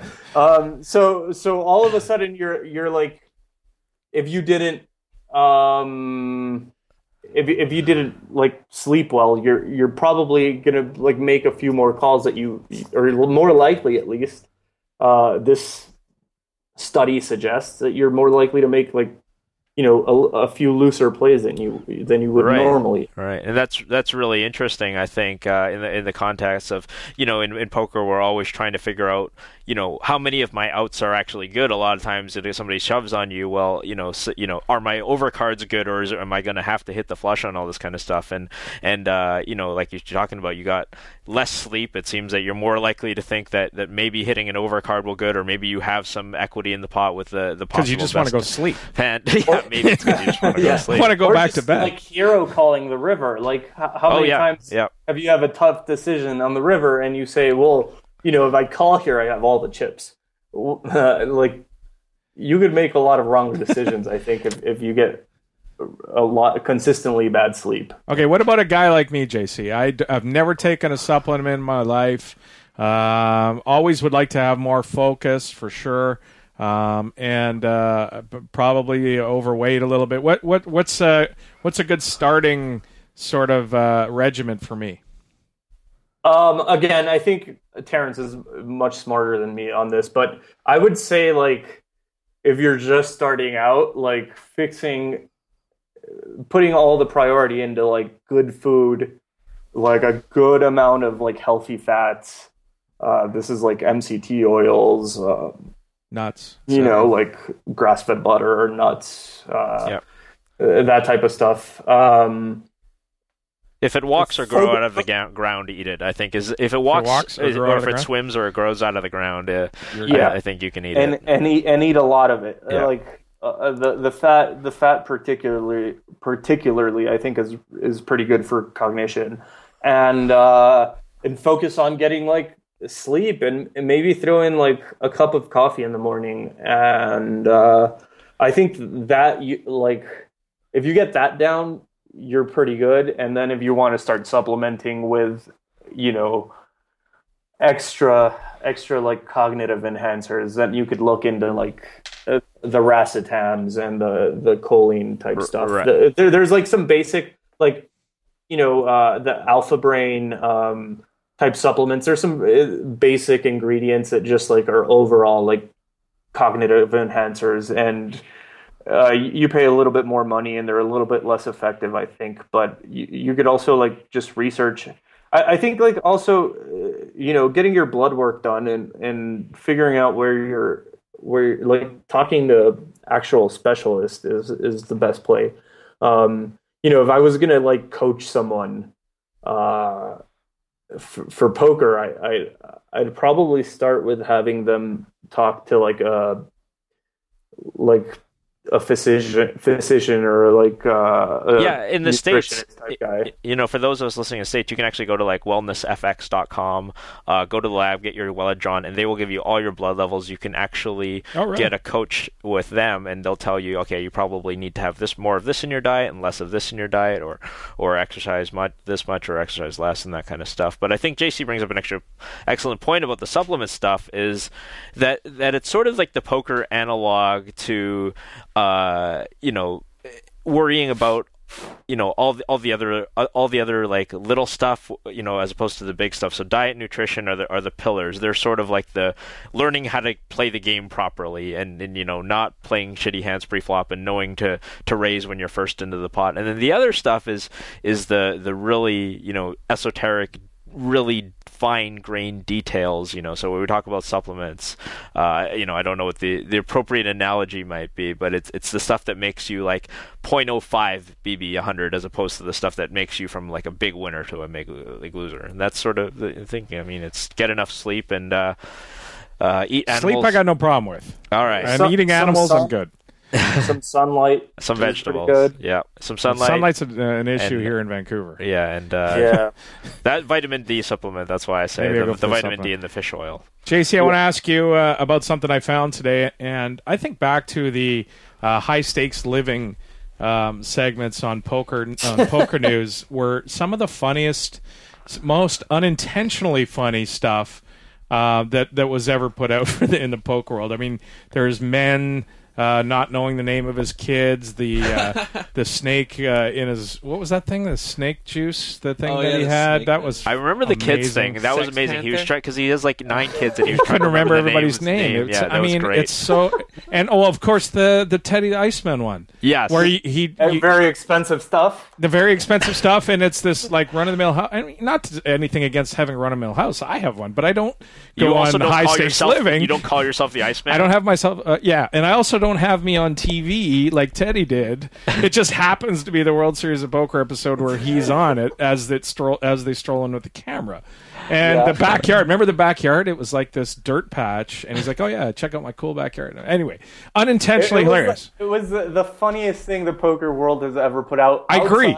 Outside of that Raymond Davis floating video, which is now just that's the best. Yeah, but yeah, second to that is all of these high stakes living episodes, which were just like the dumbest idea. Like, how could that not backfire?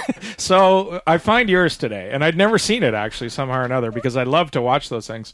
And it's hilarious because you're obviously taking the piss most of the way through, and poor Lizzie's got to do a job, and she's trying to do her video. And you're like, check out my toilet, and it's just classic. And then you come into your room, and I want to ask you about this because the one thing you say, it's like, oh yeah, and sometimes I invite my housekeeper to stay the night, and there's this person in bed with long hair on their front, and the sheet kind of covering, make it look like they're naked. But then the camera zooms in on the armpit hair. Which is great. Who was that? Sexy ass Steve O'Dwyer. Oh, that luscious long hair and armpit hair. That was fantastic. It was. I don't know if you saw the Daniel one. Yeah, that was making fun of the Daniel one because he had people show up to his suite or something, and they had like, I think it was like probably Amanda Leatherman or someone. They had a blonde girl like laying in bed like Daniel just got laid and he was awesome, and so I thought it'd be really funny to put Steve in there. Well, it was great because at first you think, "Wow, that is a girl." Naked. This is funny. It's a big girl, but it's a girl. And then they get the close up of the armpit hair, and I was doubled over in laughter. I thought that was classic. Yeah, our high stakes living features Christy Arnett on a trampoline. If you ever want to look at that, so just FYI, that's a good thing to feature. I don't think it's as obvious as you think that I was making fun of. Oh, I thought it was. I get called a douchebag for that video all the time. Are you serious? Oh, yeah. I mean, my girlfriend saw it when we were starting to talk, and she Googled me and saw it, and she was like, "Okay, fuck this guy." Wow. Because imagine if you've never seen poker before. Now, yeah, you don't get the it's not that clearly a parody of. You'd have to have seen the other videos, I think. And it's a great meter, though, right? It's a great barometer for people who have seen it. If they think you're a douche, it's like, oh, okay, I don't really bother to this guy. Yeah, I think there was a 2+2 thread at the time, and it was mixed, half people being like, "What the fuck is up with this guy?" and then the other half were like, "This is great. He's just making fun of everyone." And they even came up with. They thought I was making fun of people that I wasn't making fun of. They found stuff in other videos that was similar to something normal I was just doing, and yeah, that was a cool thing about that video. Well, did Lizzie know that you were making fun? Yeah. She showed up, and we told her all. It was Steve O'Dwyer, Scott Seaver, Aaron Bean, and I think that's it. Maybe John Aguiar. We all stayed up all night. Planning this out. Someone went out and bought, I think it was Steve, went out and bought these Phil Hellmuth Milwaukee. Yeah, those beers. Yeah. He went out and bought them so that we could have them in the fridge and dump them out and say it tasted like shit. We spent all night watching videos and planning out exactly what we wanted to do. So it was a really fun night. And we were really wasted when we were on that. It's a classic one. You had a note about a story about Phil. Yeah, so we talked about this on Occupy Poker, and if people are going to check it out, this might be a repeat. But my favorite story of yours, of course, talking about years gone by, is you had a chance encounter with one Phil Ivey back when Full Tilt Poker, of course, had a suite. Yeah, and I assume you know the story I'm talking about. So, but since you haven't been on the show and told it on this show, why don't you give us that story? Oh, I'm excited to talk about this. I just don't want to butcher it. So in 2006 or 2006, 2007. Sorry, I think they started this VIP lounge at the Rio. Yeah, where it was a failed experiment, but it was amazing while it lasted. It was you paid $1,000 to charity and you got access to this room. It was limited amount of people could do this, and they'd have a solid buffet and a TV with an Xbox and a pool table and a putting green and some computers where you could grind online back then, and it was a weird mixture of people because it was all the new guys that were coming up in 2007 and spending money. The Waco kids and those types of guys, right? And then it was all the old school guys, Doyle, Juanda, Ivey, Lindgren, that whole crew. And for us, it was a big deal because that was back when they were, superstars in our eyes, at least. These guys were your heroes. Yeah. Yeah. And they'd give us I remember Ivey nodding at me, and I was like, "Holy shit!" Ivey nodded at me. And one day we my friend and I we bust the 12 p.m. tournament, and we were going to stick around to play the 5 p.m. tournament. So we just decided to go to the lounge, and every day they would on break.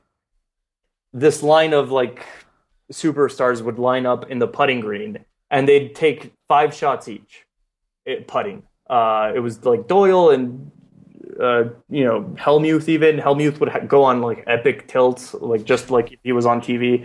But every time I'd see Ivey tied with whoever. It was like who could make the most putts out of 5 shots. And Ivey would keep like tying or like barely winning, and then winning in the like sudden death round or whatever. And they were gambling for like a lot, like $10,000 per little game, and it would take like 5 minutes each game. So one day we bust the 12 p.m. We go in to wait for the 5 p.m. and it's just my friend John and I playing pool, and Ivey walks in, gets like a bucket of golf balls, and he starts putting. And like all of a sudden, like we stop playing pool because he's like made literally like 20 in a row. And he makes a few more, like however many balls he had left, and he turns around and he looks at us and he goes, "Let's keep this to ourselves, boys." And just like completely dead faced, and gets the balls into the bucket and leaves. That's awesome. Like he was in there actually training for this instead of playing poker. And no one had a fucking clue. Like these people were just like complete whales in Ivey's putting world. They had no shot. So it's not at all. So you're saying if you ran a casino in the UK and Phil Ivey shows up and wants to play baccarat at your casino, you would probably have had the foresight to know something was wrong there. Yeah, if he shows up with a Chinese lady. Edge sorter, yeah. That's I played with her. She was fucking good. Like, I played with her in the super high roller in Barcelona, and she was just like shitting on everyone. It was unbelievable. And then we became friends, and we'd talk during break, and she'd just be like, "Yeah, Phil is my good friend, and like he teaches me poker." She was like check min raising people on the river and like getting them to snap fold and stuff. It was awesome. That's awesome. Imagine having your own personal tutor, Phil. That'd be all right. Yeah, that's as good as the Joe Cassidy Phil Ivey golf tournament or golf story. That's fantastic. Thanks so much, JC. Really appreciate your time. Glad to have you on, and would love to have you back at some point. I'd love to come back anytime. Thank you so much, JC. We'll talk to you soon. All right, guys. See you. Well, that was fun. JC's a great guest. Yeah, he's always super thoughtful, and it's funny that the Ivey story obviously is amazing because he's just got to have an edge, like in there practicing putting so that he can hustle all his buddies, and then when he's in there hustling his buddies, he's barely beating them, and but JC can tell the story now, but it's funny. It's just like keep this to ourselves, boys. Very cool. Very cool. I love it. Ooh, that's nasty. It is. Let's get into a little bit of mailbag. Sure. And we're going to do this in a different format. This is going to be one of the first segments of our Prepare Yourself for the World Series. Yeah, it seems like everybody, we did our World Series preview show last week, I guess it was 2 weeks ago, and that obviously got everybody excited because the World Series schedule is out, and we spent an hour talking about it, So obviously, people had lots of questions that relate to the World Series, and this week was no exception. We got sent a message, or actually, I guess it was a post on the forum. Yeah, right? and we've had some people that have said, "Look, it's my first World Series. What should I do? How does it work?" Advice. So let's do a whole sort of few things on different parts. We'll do like where to stay, where to eat, all kinds of stuff. We'll work the whole World Series angle. But today, we're going to talk about satellites, the one-table satellites. So let's bring in Chris Danek, our buddy, to talk about this. Between you, Danek, all you need is Scotty Yates here, and it can be like the ultimate poker reunion. Yeah, well, I mean, we got nothing better to do now. What am I going to say? What am I going to say? Chris, welcome back to the show, sir. Thanks for having me. Yeah, we should start a poker site. First, I want to say congratulations. New father. I've seen the pictures on Facebook. Couldn't be happy for you, sir. Thank you. A few sleepless nights, but I hear that comes with the territory. Yeah, it's going to be more than a few, believe me. You're just, it doesn't end in like 3 weeks. I thought that was a fixed length contract here. So a user on our forum, Chris, DZIKI Johnny, is that it? Something like Dziki Johnny. It's his fault for having an unpronounceable user. Yeah. Asked whether going to the World Series of Poker to play only satellites is a profitable venture. We know that because you're our buddy, we know that you have done this for several years. It's your field of expertise in Las Vegas during World Series of Poker time. So we thought we'd bring you in to chat about it. This is something you're comfortable talking about. Absolutely. My advice would be run. It is absolutely not profitable. No, I'm just kidding. It's actually, it's as profitable as any other poker game. There's just kind of a few different idiosyncrasies about, getting into the games and everything like that. You don't mind, I'll just dive right in. Well, yeah, let's start right off the top. So you arrive, you're going to play single table satellites. This is going to be your goal. Now, a lot of people think, well, single table satellite, you're going to win your way into a tournament. But that really isn't the goal of people like yourself who are grinding the single table the satellites for a profit. A lot of people are going to come in and say, well, I'm going to try and get into a $1,500 event with $150. I'll sit down with 9 other guys. The winner is going to get, because there's only one winner in these things, the winner is going to get the $1,500 in Lammers, jump in a tournament. A large majority of the people that play these are that type of player, right, Chris? Yeah, absolutely. And the thing about it is WSOP is actually trying to encourage people to play these tournaments, but it's kind of like one hand's not talking to the other. When you win one of these tournaments, they don't actually give you a little ticket that says, hey, this is good for entry into event 47. They actually give you Lammers, like you said, these 3 orange chips, each worth, $500 a piece for a $1,500 event, say, and you can do what you want with them. Here's the thing. You can't use them as cash. You have to use them to buy into a tournament. But kind of the cool thing about the sit and goes, the single table satellites, is you can use these Lammers to buy into the satellite. So, for example, if you had one of these $500 Lammers and you wanted to play a $525 buy-in sit and go, you could just show up to the table, plunk down your chip and $25 cash, and you're good to go. Yeah, so they're not cash in the sense that, you can't spend them in the restaurant or gamble them at the blackjack table. But as far as, in the ecosystem of the WSOP tournament, they're near cash. They're pretty darn close. Yeah, here's the thing. They're pretty much liquid. If you've ever been to one of the smaller events, I'm sure almost everybody who's played an event has experienced this. They're waiting in line, and there's some kind of shady-looking people walking up and down the line holding these Lammers up in the air saying, hey, anybody want to buy these? Well, those guys actually aren't shady at all. They're basically just seeking to kind of offload these Lammers. If you're going to buy into an event with cash, there's no reason that, you can't help a guy out and give him $500 cash and he'll give you the Lammer.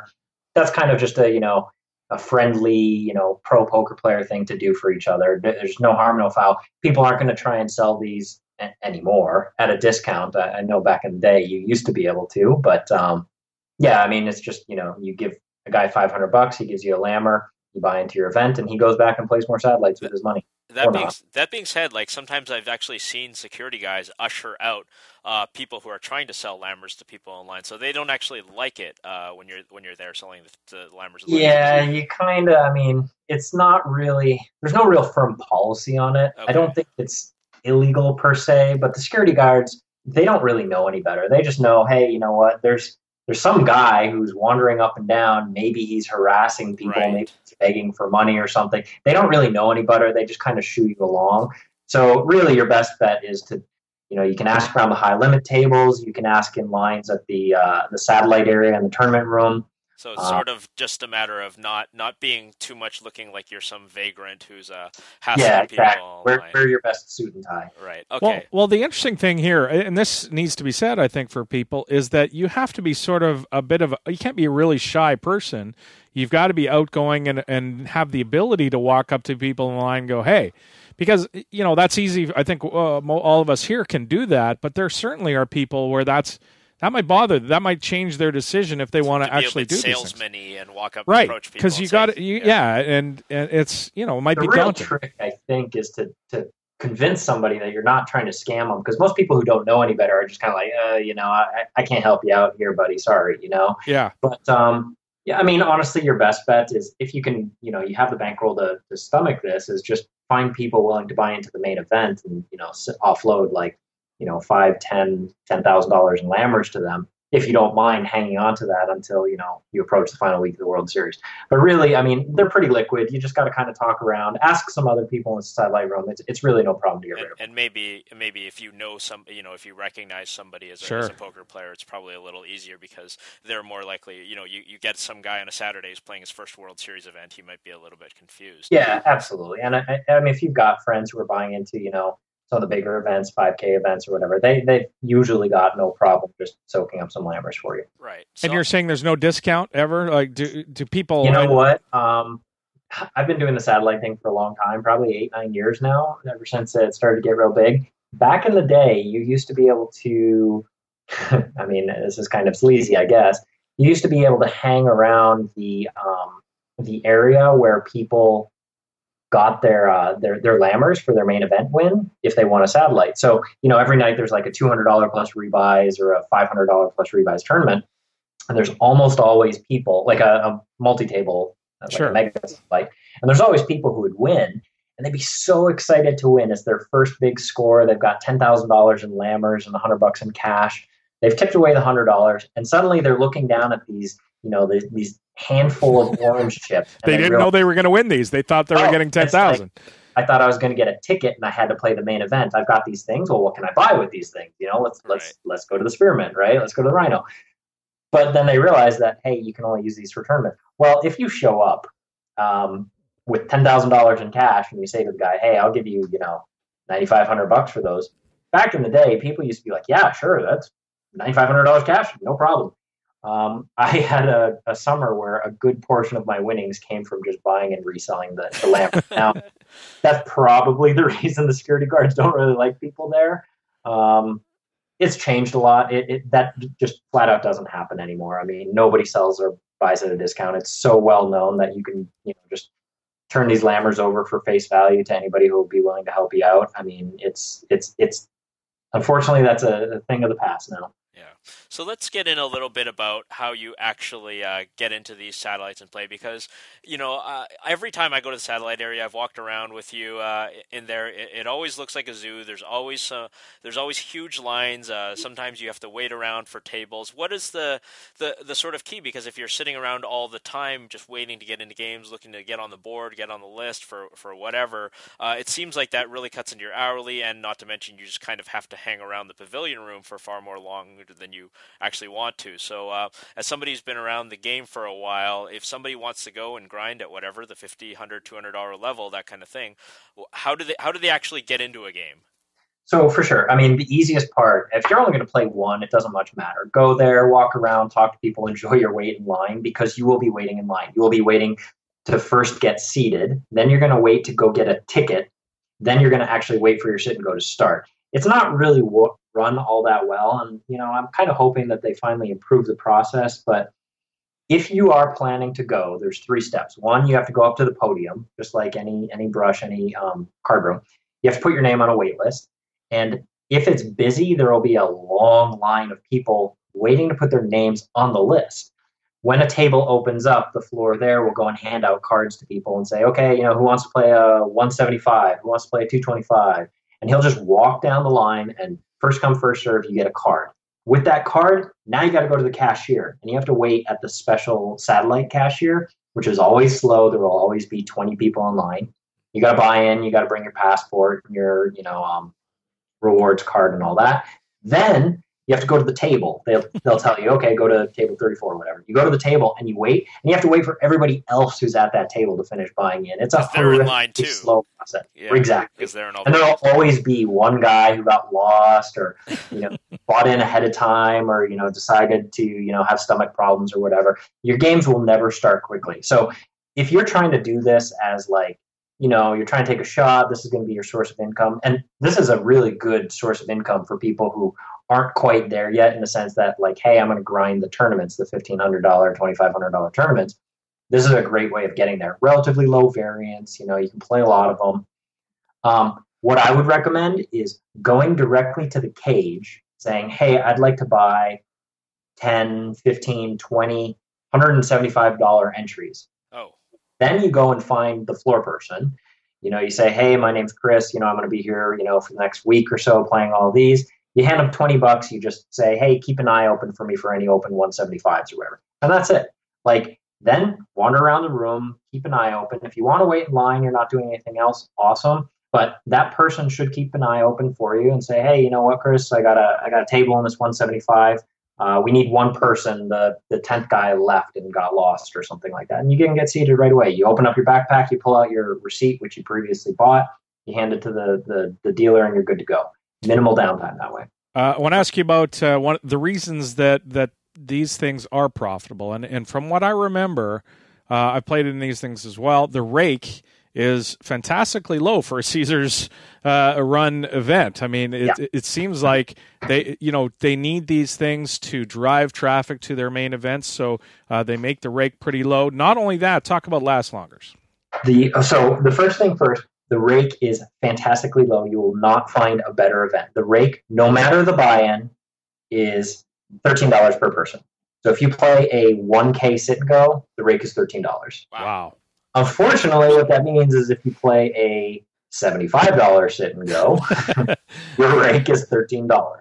Yeah. So the way that it works is they structure these such that the winner will get $120 cash and a round number of lammers. So if you want a 5K event, it'll be a 525 entry. So it's 500 plus 12 plus 13. The 12 goes in terms of cash and the 13 goes to the house. So the best way to be profitable here is to take advantage of smaller buy-in events where people are willing to do a last longer. The last longers are basically just like, hey, let's each kick in $50, and whoever is last out of this group of people will take that cash or whatever.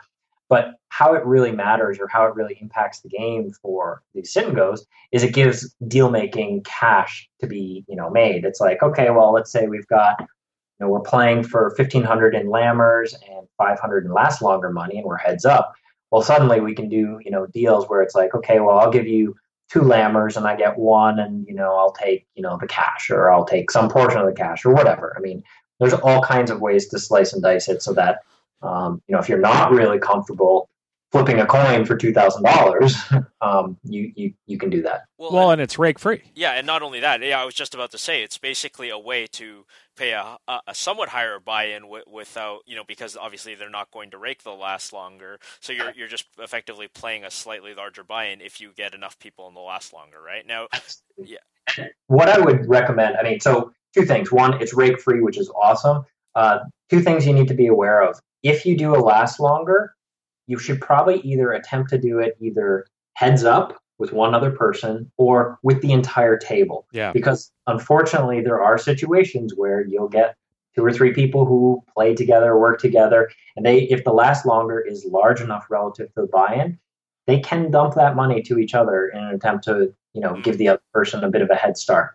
I've seen many like $125, $175 sit and goes, where you have a couple people trying to drum up a $200, $500 last longer, at the table. And even if that last longer only goes 3 or 4 ways, if you got 2 guys who are working together, or even 3 guys who are maybe not even explicitly working with each other, but maybe more friends, they're much more likely to call off with a worse hand, intentionally, to give that other person a shot at the last longer. I mean, there's all kinds of backing arrangements and deals and, friends and so on and so forth. So just be aware of that and kind of protect yourself. Well, and the other thing is deal making. And that needs to be a skill of yours if you're going to jump into this, because like I said before, it's first prize, winner take all in these things. Yep. So usually a deal happens. A deal happens. But if you're not good at making deals, you're going to get torched here, aren't you?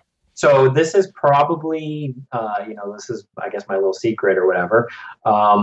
The 2 areas in which you're going to make the most money in sit and goes in these single table satellites is A, from the people who fold too much. Unfortunately, you got to brush up on your jammer fold tables and be comfortable putting the money in. That's just kind of fact of life. And 2 is deal making. So, you can say that, I'm just going to be a friendly guy because it's good for the game. But actually in single table satellite, being a nice guy, being friendly and making good deals and getting other people to want to work with you is actually a skill that has a very tangible effect on your bottom line. If you're the table jerk, you're fighting with everybody, people love to bust you. And is that guy going to make a deal with you at the very end when he's got you, out chipped 2-1? Probably not. On the other hand, you're a friendly guy, you make some light table banter, you talk about, who won whatever sporting event happened that day. People are way more likely to just kind of be your friend. They kind of want to work with you. When you're out chipped 60-40, they'll give you a 50-50 chop. I mean, there's all sorts of little edges there that way outweigh being really good at the actual game. And sometimes people are playing slightly over their heads too. They entered a $100 tournament. They think it's no big deal, but when it's actually like, oh, you've been playing for an hour or whatever, and you're like, oh, I'm going to get 1,000 or 0. All of a sudden, they're not used to playing a $1,000 freeze out with whatever 12 big blinds or whatever it happens to be at that point. So yeah, and that's another good point. Is you should go prepared to flip for whatever 10 times the buy-in is. I mean, if the buy-in's 175 and you're playing for 16-20. You should be prepared to flip a coin for that, because what you don't want to do is be making bad deals all summer round. And, if you end up in a situation, just imagine you're in 100 sit and goes and you have 50% of chips in those 100 sit and goes, you should expect to win 50% or, hopefully in the case of our audience, a bit more than that. If you're giving up 2, 5, 10% equity in deals because, hey, you know what, I can't take the stress, or I'm just running a little bit bad, I need to make a deal to get some cash in my pocket, you really shouldn't be playing these, because you're going to bleed away a lot of equity in the long term. This is not something that you see online all that much, because when you make the final table of multi-table tournaments, I mean, those deals happen so far and few between, that doesn't really affect your bottom line all that much. What's the level of competition that people? So we have $100, 200. I think there's 175 or something. Yeah, can you break it down? Yeah, give us the idea. Sort of, and how tough does it go? And how tough are they? At the beginning of the summer, I think the smallest they'll run is a $75 buy-in to get one lammer. So that's one $500 chip, $120 cash. But those won't run for very often. So as the summer starts to go on, usually the smallest event you're going to see is like a $175 buy-in, which will get people into the $1,500 weekend events. Those $175 buy-in sit-goes are going to be an absolute goldmine. You want to chug through as many of those as you can, because there's going to be a lot of people who are, they arrived in Vegas on a Wednesday night. They're going to play a couple single-table satellites, hope to bank an entry into the weekend 1,500, and probably play the 1,500 anyway. So even with the higher rake, because like you said, the 175 takes $13 rakes, and all the subsequent levels. So the 175 is the highest by percentage rake. You still think that's the most profitable because the level competition is. I mean, I think the hourly rate is kind of still very, very good. The other thing is the blind structure jumps a little bit, I believe, at the 275 level. So when you play the 175s, like I think you start with 1,000 chips. And at the 275s, you start with 1,500 chips. It's a very small thing, but you're going to get into like relatively jam or fold stuff pretty quickly. So you can chug through these 175s quickly. I mean, if you're a profitable player, what you want to be doing is churning through as many of these as you can. How long can you expect a 175 to last versus, let's say, a 1K? For me, about 10 minutes. If you win, I would say the 175s take about, from start to finish, probably about an hour and a half to 2 hours. Okay. So they'll get, I mean, it depends, because, you'll get into that push or fold territory really quickly. I've seen some really weird things. I've come back from as few as, 200 chips in a 10,000 chip tournament. A lot of weird things happen, but when you get towards the end, then it doesn't take that long at all. Usually 10 or 15 minute levels. And the 1Ks are probably double that or something? The 1Ks take quite a bit long time. I have to think about the chip stacks here for a moment, but I believe you start with 3,000 chips in those, and they have 20-minute levels. So the 1Ks will last probably about 3 hours from start to finish. You mentioned tipping the floor people, but typically the winner tips the dealer as well. What's standard? What should people be tipping the dealer there? I've seen things that are all over the map. I mean, I've been around so long. I see the same dealers year in, year out. I try and be good to them.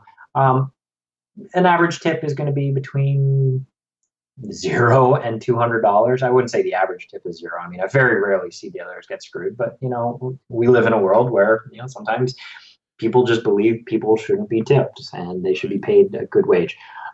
Personally, I try and tip the dealers, between $10 and $30 an hour. If I particularly like the dealer, I think he does good work or something, I kind of want to incentivize him to continue working at the World Series year in, year out. There are a lot of really rough dealers, and unfortunately, being in the satellite room, you're occasionally going to get those guys because, they consider the satellite room sort of the training grounds for the tournaments. Yeah, and I think, and personally, I don't know how you feel about this, Adam. I think it's appropriate to tip based on performance. I mean, we do the same thing at a restaurant. If you get poor service at a restaurant, you're going to tip less. If you have the best waiter you've ever had, you're going to tip more. I think it's even more important in a poker tournament because that person is sort of your coworker. If they deal well, they do a good job, they know the rules, they're actually increasing your profit, right? Yeah, one point I would mention is make sure you arrange the tip with the other person. When you make a deal, you're talking about. Yeah, because there's kind of situations where you end up and it's like, okay, hey, you get the lammers and I'll get the $120 cash. And then the guy says, okay, well, I've got these 3 lammers, but I don't have any cash. I can't tip the dealer. Can you take care of that? And you're kind of like, oh, well, that's not the deal. Yeah, I mean, you don't want to see the dealer get screwed. Just make sure you're, talking about it. I'll take care of this. You tip the dealer $60 or something. We'll all be happy. For people coming out to take shots and just do this and not use it as something to grind all summer, do you think it's still worthwhile for them? Where there are tons of regs in these things, or do you think it's like we've got some people that have emailed in and said I want to take a shot at a tournament, but maybe it's better if I just play one of these things and try and win my way in? That's still a good idea, right? Of course. I mean, I think that you're going to hear this from any poker player about any game anywhere. But of course, every poker player thinks that their game is the softest game in town, the most profitable. I mean, I still think the single tables are kind of a good place to make money, take a little shot. Plus, they tend to be a little bit more lighthearted than the tournaments. I mean, you're occasionally going to get the sunglasses and hoodies guys, but it tends to be more like a cash game than it does like one of the events. Fair enough. Thanks so much, Chris. Really appreciate your time. No problem. That is Chris Danek. You can follow him at @CDanek on Twitter if you want to follow along with some of the stuff that he talks about there. I like that. That was very informative. There you go. You think you got Me? the itch? I got the satellite. You want to play those? Yeah. Well, we're going to be down there. Are we going down? We're going down, right? You're going down? I'm going down. Ross, you going? Yeah. All Ross has been talking about for the last 6 months, as far as I can tell, is going to the World Series. I think he wants to go. He may be interested. That's going to do it for this segment. We are going to come back in the third segment. We're going to go to the Isle of Man. We've got some emails to get to. You're listening to the 2+2 Pokercast presented by the Pokerstars VIP Club. More right after this. Listener warning. This next ad contains a little bit of NSFW language. This past week on The Lyman Show. That's all bullshit, man. You're not going to crush anybody. You're not going to own anybody. Today is not your day, okay? Today is just another day in the fucking life of a poker player. One of thousands. There's nothing you can do to change that. A poker player is just the equivalent of like a tiny little fucking dinghy in a huge ocean. And the waves and the fucking ocean, that's the fucking deck, dude. Whoosh, that's the deck. The cards, the fucking donks at your table. It's a giant fucking ocean with swells, huge swells, right? And you're just a little fucking dinghy. Whether you're Phil Ivey or whether you're the Hashem guy who just called in, you're all just little dinghies. And if you get in your head that you are going to flatten out the ocean, you're going to have a very, very bad day. Listen to The Lyman Show for free every Monday evening at 6 p.m. Pacific Time by going to crushlivepoker.com and clicking on the on-air button or on the Crush Live Poker Twitch channel. Hey, folks, don't forget to follow the Pokercast crew on Twitter. Adam is @PokercastAdam, and he'll keep you up to date on things like upcoming guests, listener contests, and all the latest bacon-related food innovations. Follow Ross at Pokercast Ross, and you'll discover new hip-hop bands and learn how to not play Micro Stakes No Limit. Also, give us a like on Facebook, where we post lots of photos and other nonsense. Hi guys, it's Mike from ProfessionalPoker.com and the 2+2 store with some great news for our PokerStars players. You can now use your frequent player points to purchase gift cards available from ProfessionalPoker.com. These same cards will also work at the 2+2 store. The gift cards come in increments of $25 and $50, and you can apply multiple gift cards per order. Now you can get the books, videos, and ebooks from all the major publishers using just your FPPs. So check out the gift card section of the PokerStars FPP store and pick up the poker training material you've had your eye on for a while at the 2+2 store and ProfessionalPoker.com. Hey everyone, I'm Jen Shahadi. And I'm Jamie Kerstetter. And we're one half of the Grindettes. Inviting you to join us in one of the newest and coolest forums on 2+2. That's what she said. It's a poker forum where we discuss topics surrounding women in poker, but everyone is welcome. Join us, especially if your name is Patrick Antonius. That's what she said. 500 Zoom 6 max, 370 big blinds deep. I open button with the min raise with Queen Knight of clubs. Greg Merson calls on the small. Flop comes deuce 4 queen with diamonds flush draw. He leads 1750 and I raise to 55. He 3-bets to 172 and I call. Turn is a brick, deuce of clubs, and he bets 2/3 of the pot. I call. River is a king of hearts, leaving the flush draws missed, and Greg overbets the pot big, betting 1,470 into $785 pot. I felt like he might be pushing me off my hand, so I called and was good against his 10-9 of diamond. Team Pro Online's Mikhail Inasai Shalamov is a Supernova Elite VIP. This is the 2+2 Pokercast, presented by the Pokerstars VIP Club.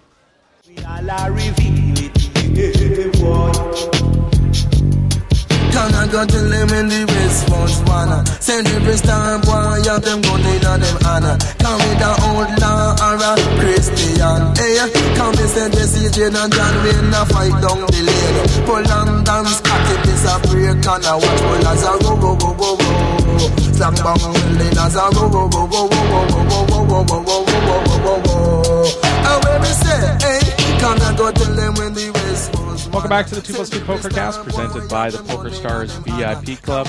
A few more things to get to. We are going to head over to talk to Matthew Hilger at the Isle of Man. But we've got one more, in case you missed it, thing to jump to, and that is the Bluff Power 20.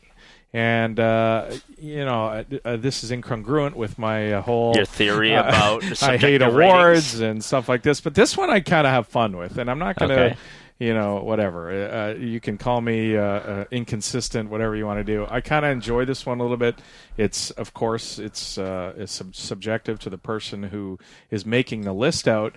Bluff Magazine puts this list out every year, the Power 20. They hand out ballots to several of the media members to make out their list. I'm lucky enough to get one. But what I wanted to do this year is sort of crowdsource this thing. And I want to start a thread in our forum and for listeners to the show to come in and have input for my ballot. And what I'll do is we'll start this thread. I want anybody to kick in who they think should be considered for the 20 most powerful people in poker. And, if 7 of the person, let's say you're talking about Daniel Granu, and 7 people put that in. Not that Danny wouldn't make the list or whatever, but I'd love to hear who people think, and I'll definitely use them in the ballot. It's a bit different this year in that they also say these people can have a negative influence on poker. Right. So Sheldon is likely going to be pretty high up the list, I would think. Yeah, we spend a lot of time talking about him on this show. There's a lot of media talking about him. He's constantly in there. It'd be shocking if he didn't make the consensus top 20. But the interesting one will be, of course, Isai Scheinberg was number not one on the list for years. Exactly. Years. Yeah, He won't be on the list. There will be no Scheinberg on top of the list, surprisingly. But there'll be a guy go from never being on the list to possibly number one in David Bezoff. Who is sure to be on almost every ballot. But if you have an opinion, we're going to start a thread. Head on over to the PokerCast forum and let me know who you think some of the most powerful people in poker are. So that's going to be the way we do the ballot this year. We're going to head over to the Isle of Man and talk to Mr. Matthew Hilger. Matthew, welcome back to the show. Hey guys, it's been a few weeks. Yeah, it Good is. to be back. You're back on duty. Nothing more exciting than one of the announcements this week. Even a non-tourney guy like myself looks at this thing and gets excited. Well, I'm talking, of course, about the 9th Anniversary Sunday Million with a $9 million guarantee prize pool for a $215 tournament. This is a pretty big event. It's going to be a big one. $1 million for first place. Wow. We have had a little hiccup, though. We announced the tournament, but we're actually changing the date. We're going to be moving it back to March 15th. It turns out that March 8th is International Women's Day. Okay. Which is a very important holiday in some of our Eastern European countries, Russia, among many others. I couldn't go through all the lists. There's a lot of small countries, so I'm sure I would forget. But from what I understand, International Women's Day it's kind of like a mix between Mother's Day and Valentine's Day, where you need to honor your girlfriend, your wives, your mothers, your grandmothers. And so, we as a company, we value those kind of cultural things. We especially value women.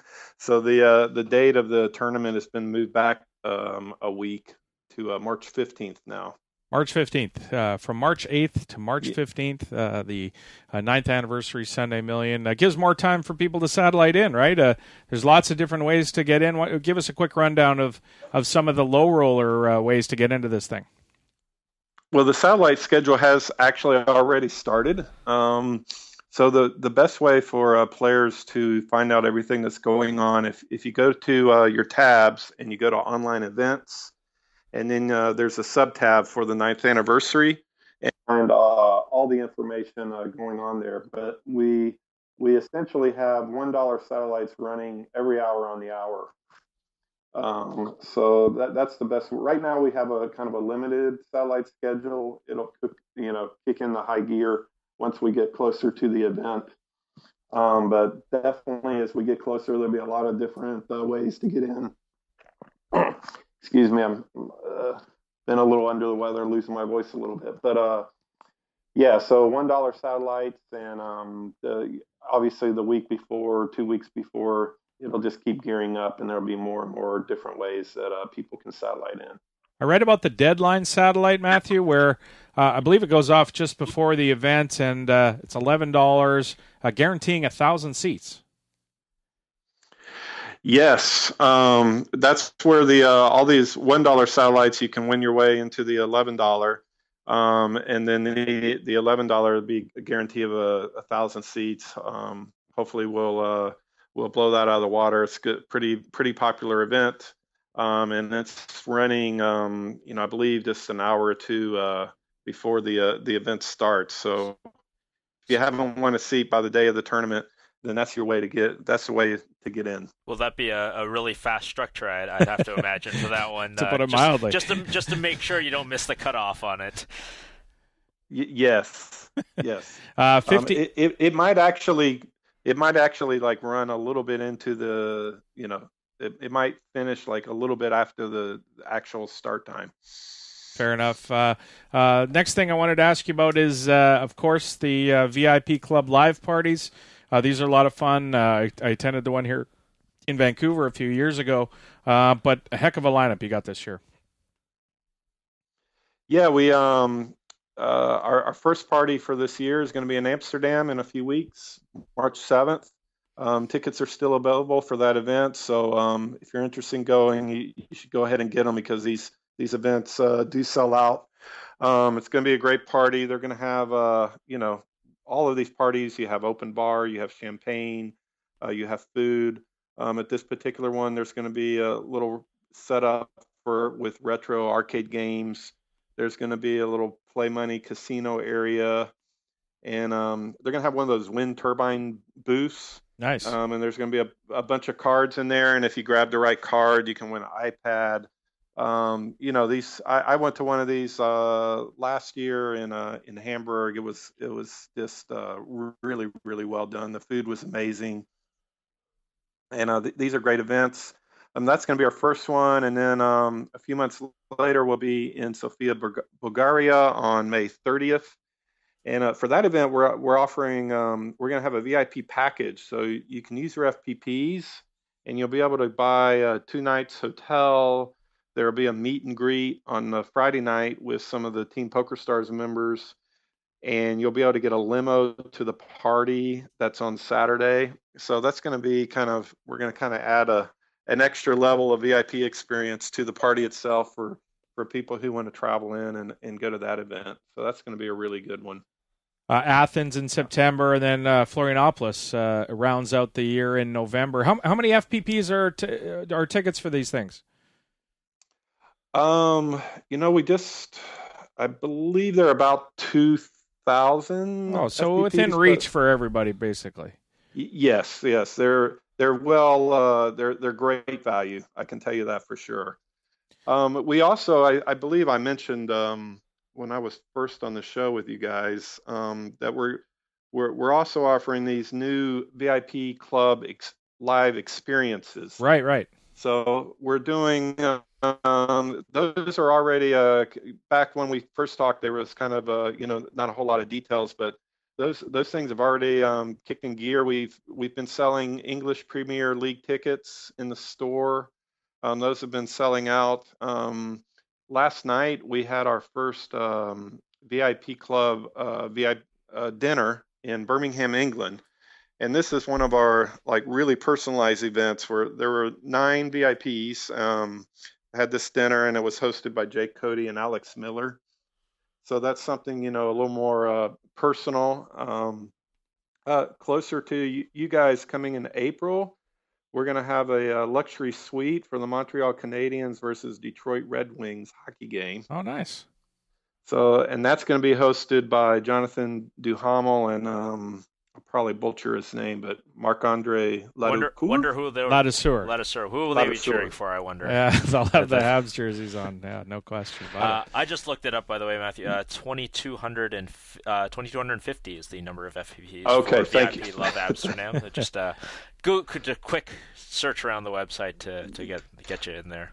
Very good, very good. And so all these events, you just you can go in the store, use your FPPs. Later on in the year, we're going to have Wimbledon tickets. We're going to do this cool thing in Germany called Dinner in the Sky, where a crane lifts this huge platform with a dining table up, and I hope this is have insured. this a unique dining experience. So we're doing all kinds of different things this year, a lot of fun things, and we're going to try to get a lot of our team pros involved, so that our players can interact with them at some kind of fun event. Gonna have to have one up in Summerland so Talonchik can host it. Where is that? It's the interior BC near Kelowna on the lake. It's a beautiful country up there. I was just making a joke. I can imagine there'd be a lot of people traveling to Summerland. We'll mark that on the calendar for a few years from now. How about that? Indeed. Thank you so much, Matthew. Really appreciate your time, sir. All righty. Thank you very much, guys.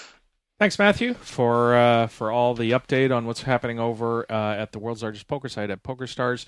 Speaking of stars, this is the segment of the show where we're going to give out the format and password for the Pokerstars Invitational for Pokercast listeners. It is a private tournament with money added from Pokerstars, $500 added every week. It's a $1.10 buy-in.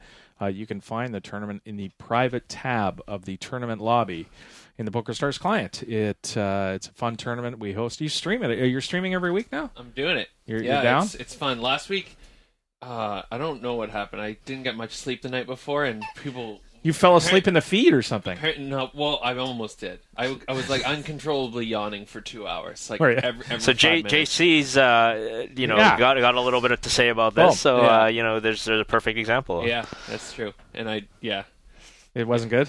Well, it was okay. So somebody in the chat of the Twitch stream suggested that they wanted to have the tournament format be deuce to 7 triple draw. Oh, sorry, deuce to 7 single draw, no limit. Mm-hmm. Fantastic game. Let's make that the format this week. The password for the $9 million 9th anniversary Sunday Million will be 9 million, N-I-N-E, million spelled out. no caps, all one word. 9 million is going to be your password. Head on over, add it to your Sunday grind.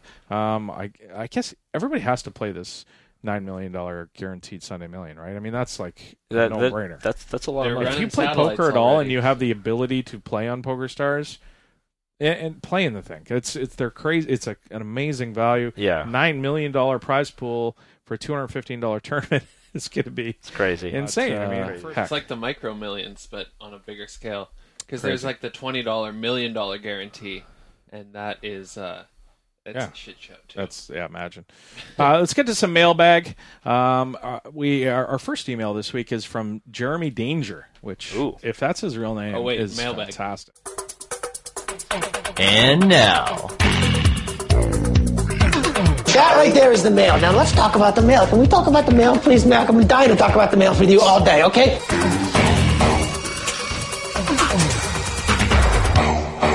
Mailbag. That's some of your finest work right there, I think. Jeremy Danger writes, "Hey, Pokercast gang, just wanted to let you know that I'm loving the In Case You Missed It at Mail Time Drops by Ross. Very well done. 140 characters, that's it. Also, I'd love for you guys to bring back the short clip after the show. It was usually a blooper or something odd done in the studio. Yeah. It was wait, what? Nobody ever told me about that. Yeah, it was short. You might have been looked like they might have showcased. Ross is adding shit after the show that I don't have. I thought I had some creative input on this thing. My like daily show moment of zen type thing. It's a moment of zen. Now. I haven't. It only works when I get something really good. There's something every show. Yeah. Come on. Well, it sort of feels like the end of This American Life, when they do the This American Life credits, and Ira Glass makes fun of his boss every single week by splicing in something that somebody said totally out of context. If you're doing something like that, then it's all good. So bring that one back. And it's nice to know that somebody listens right to the end. That people do listen to the show. Yeah. Not just for the password. Next email is Matthew Carter, my buddy down in Australia. He's a great host. Spent some time with him and his friends. Hey, gentlemen, another great podcast. Caught up today while under the tattooist's pen. I have a question. That's got to be one of the most unique "Where are you listening from?"s. I was in the getting a tat under the chair. I'm looking at a poker holiday from Australia in the next 18 months. Have done Vegas. I'm looking at Macau, maybe the Stars event you guys covered. Much cheaper than Vegas, U.S., mainly in airfare, quarter the price. And the exchange rate is very good. And obviously would like to spend some time in Hong Kong.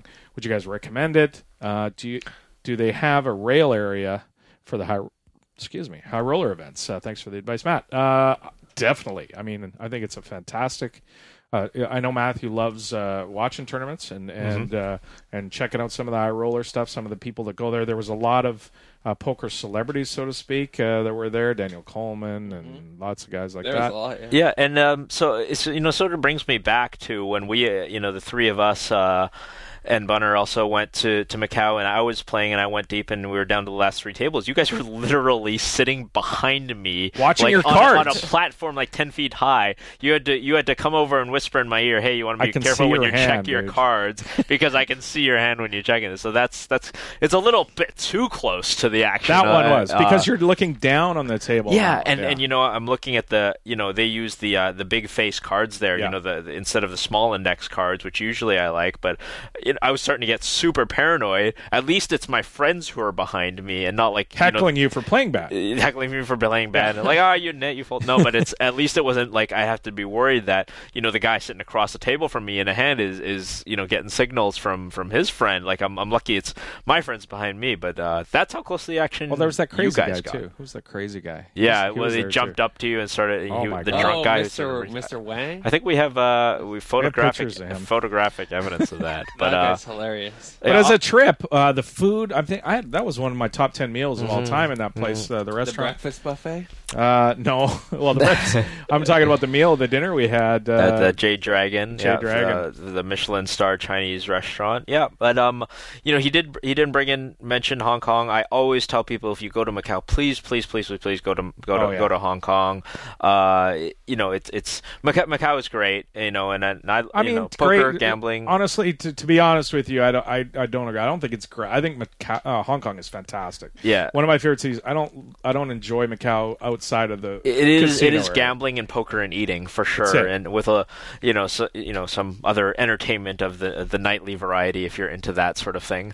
But Hong Kong is a great, vibrant city. There's a reason why I live there, and it's my home. I've enjoyed it for a very long time.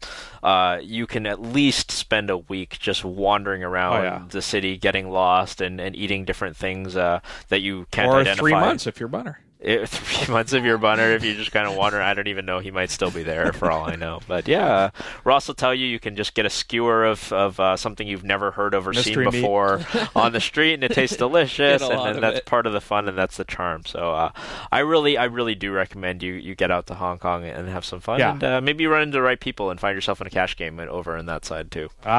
Indeed. Yes, great place to go, but spend more time in Hong Kong than Macau would be my suggestion for that trip. Unless you really want to grind poker. There aren't really that many actual poker tables in all of Macau, though. There only aren't like 1 or 2 games. But during that series, there's you can goof around on the tables that we did, and there's a few. But you're right. It's not a ton. And you got to be prepared if you want to play live to have a bankroll. I think to play like the equivalent of 357 or like 510. The games are certainly bigger. Favorite things? You don't have a favorite things drop yet, do you? No. What the heck's wrong with you? I wanted to say Matthew. He's got to be an experienced tattoo getter, because I don't think you listen to podcasts during your first tattoo. I'm whining when I get my tattoo. I got 2 now, and I cried like a 8-year-old girl. And one of them's like the size of a penny. Like, isn't that one on your ankle? Like, how weak is that? Yeah. I know. I'm a puss. Vanilla Adam. But Vanilla? Giant Canucks, Johnny Canuck on my leg. Come on. Anyways, so favorite things. That's your homework. You got to do a favorite things drop. Yeah, no problem. This week, my favorite thing, and I know this is obvious to a lot of people, but if one person takes it upon themselves to watch this show from me mentioning it, it would be worth it. It's a show called Better Call Saul. And for those Breaking Bad fans, Better Call Saul, of course, Saul's the lawyer, and he has a spin-off. The first 3 episodes have aired in the last 2 weeks. It's a fantastic show. And Bob Odenkirk, you might know from Mr. Show and a bunch of different programs, but he is in every scene, and he's one of the best characters of Breaking Bad, and now with his own show, and he's in every scene, and it's just so great. If you haven't seen it, please check out Better Call Saul. You can buy a season's pass on iTunes for not very much. It's definitely worth the investment.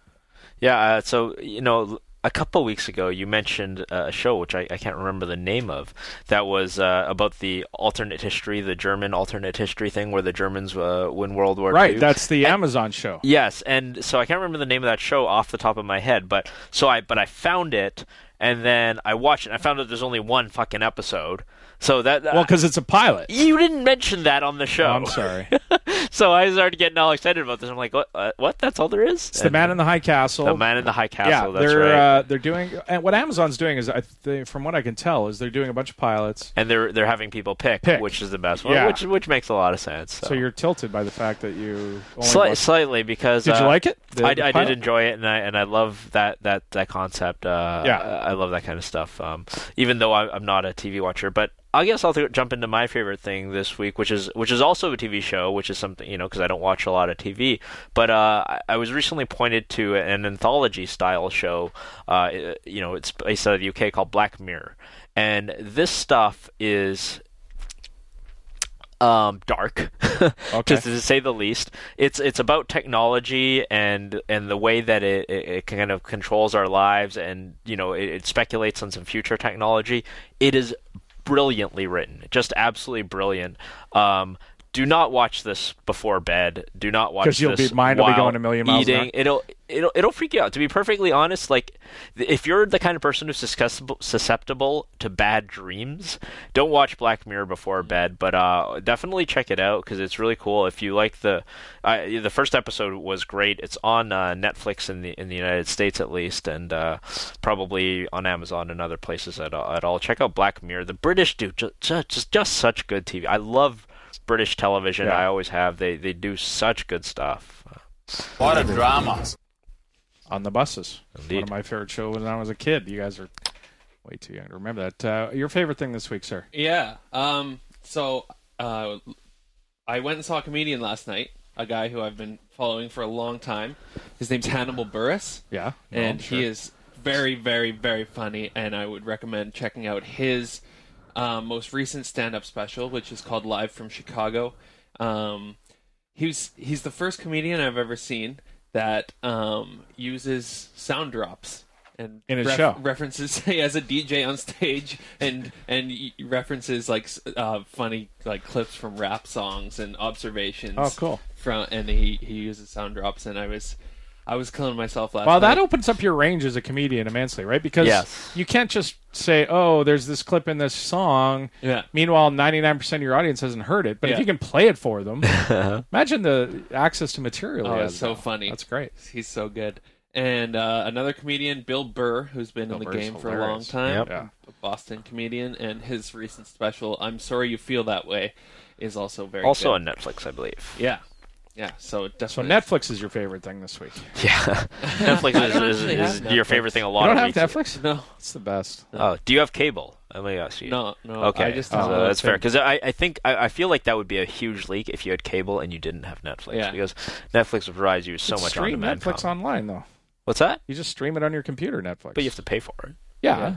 Okay. It's $8. That's what I'm saying. Yeah, that's what I'm saying. If you pay for cable and you don't pay for Netflix, oh, I see. You're making a huge error because Netflix is like on demand, exactly what you want. Yeah. TV is like just random scattershot shit that you might or may not be interested in. Now, Netflix Canada versus Netflix USA is a little weaker. Is a little weaker. It's not as strong. Certainly, there's a lot of material that we don't have. Although there's probably some material.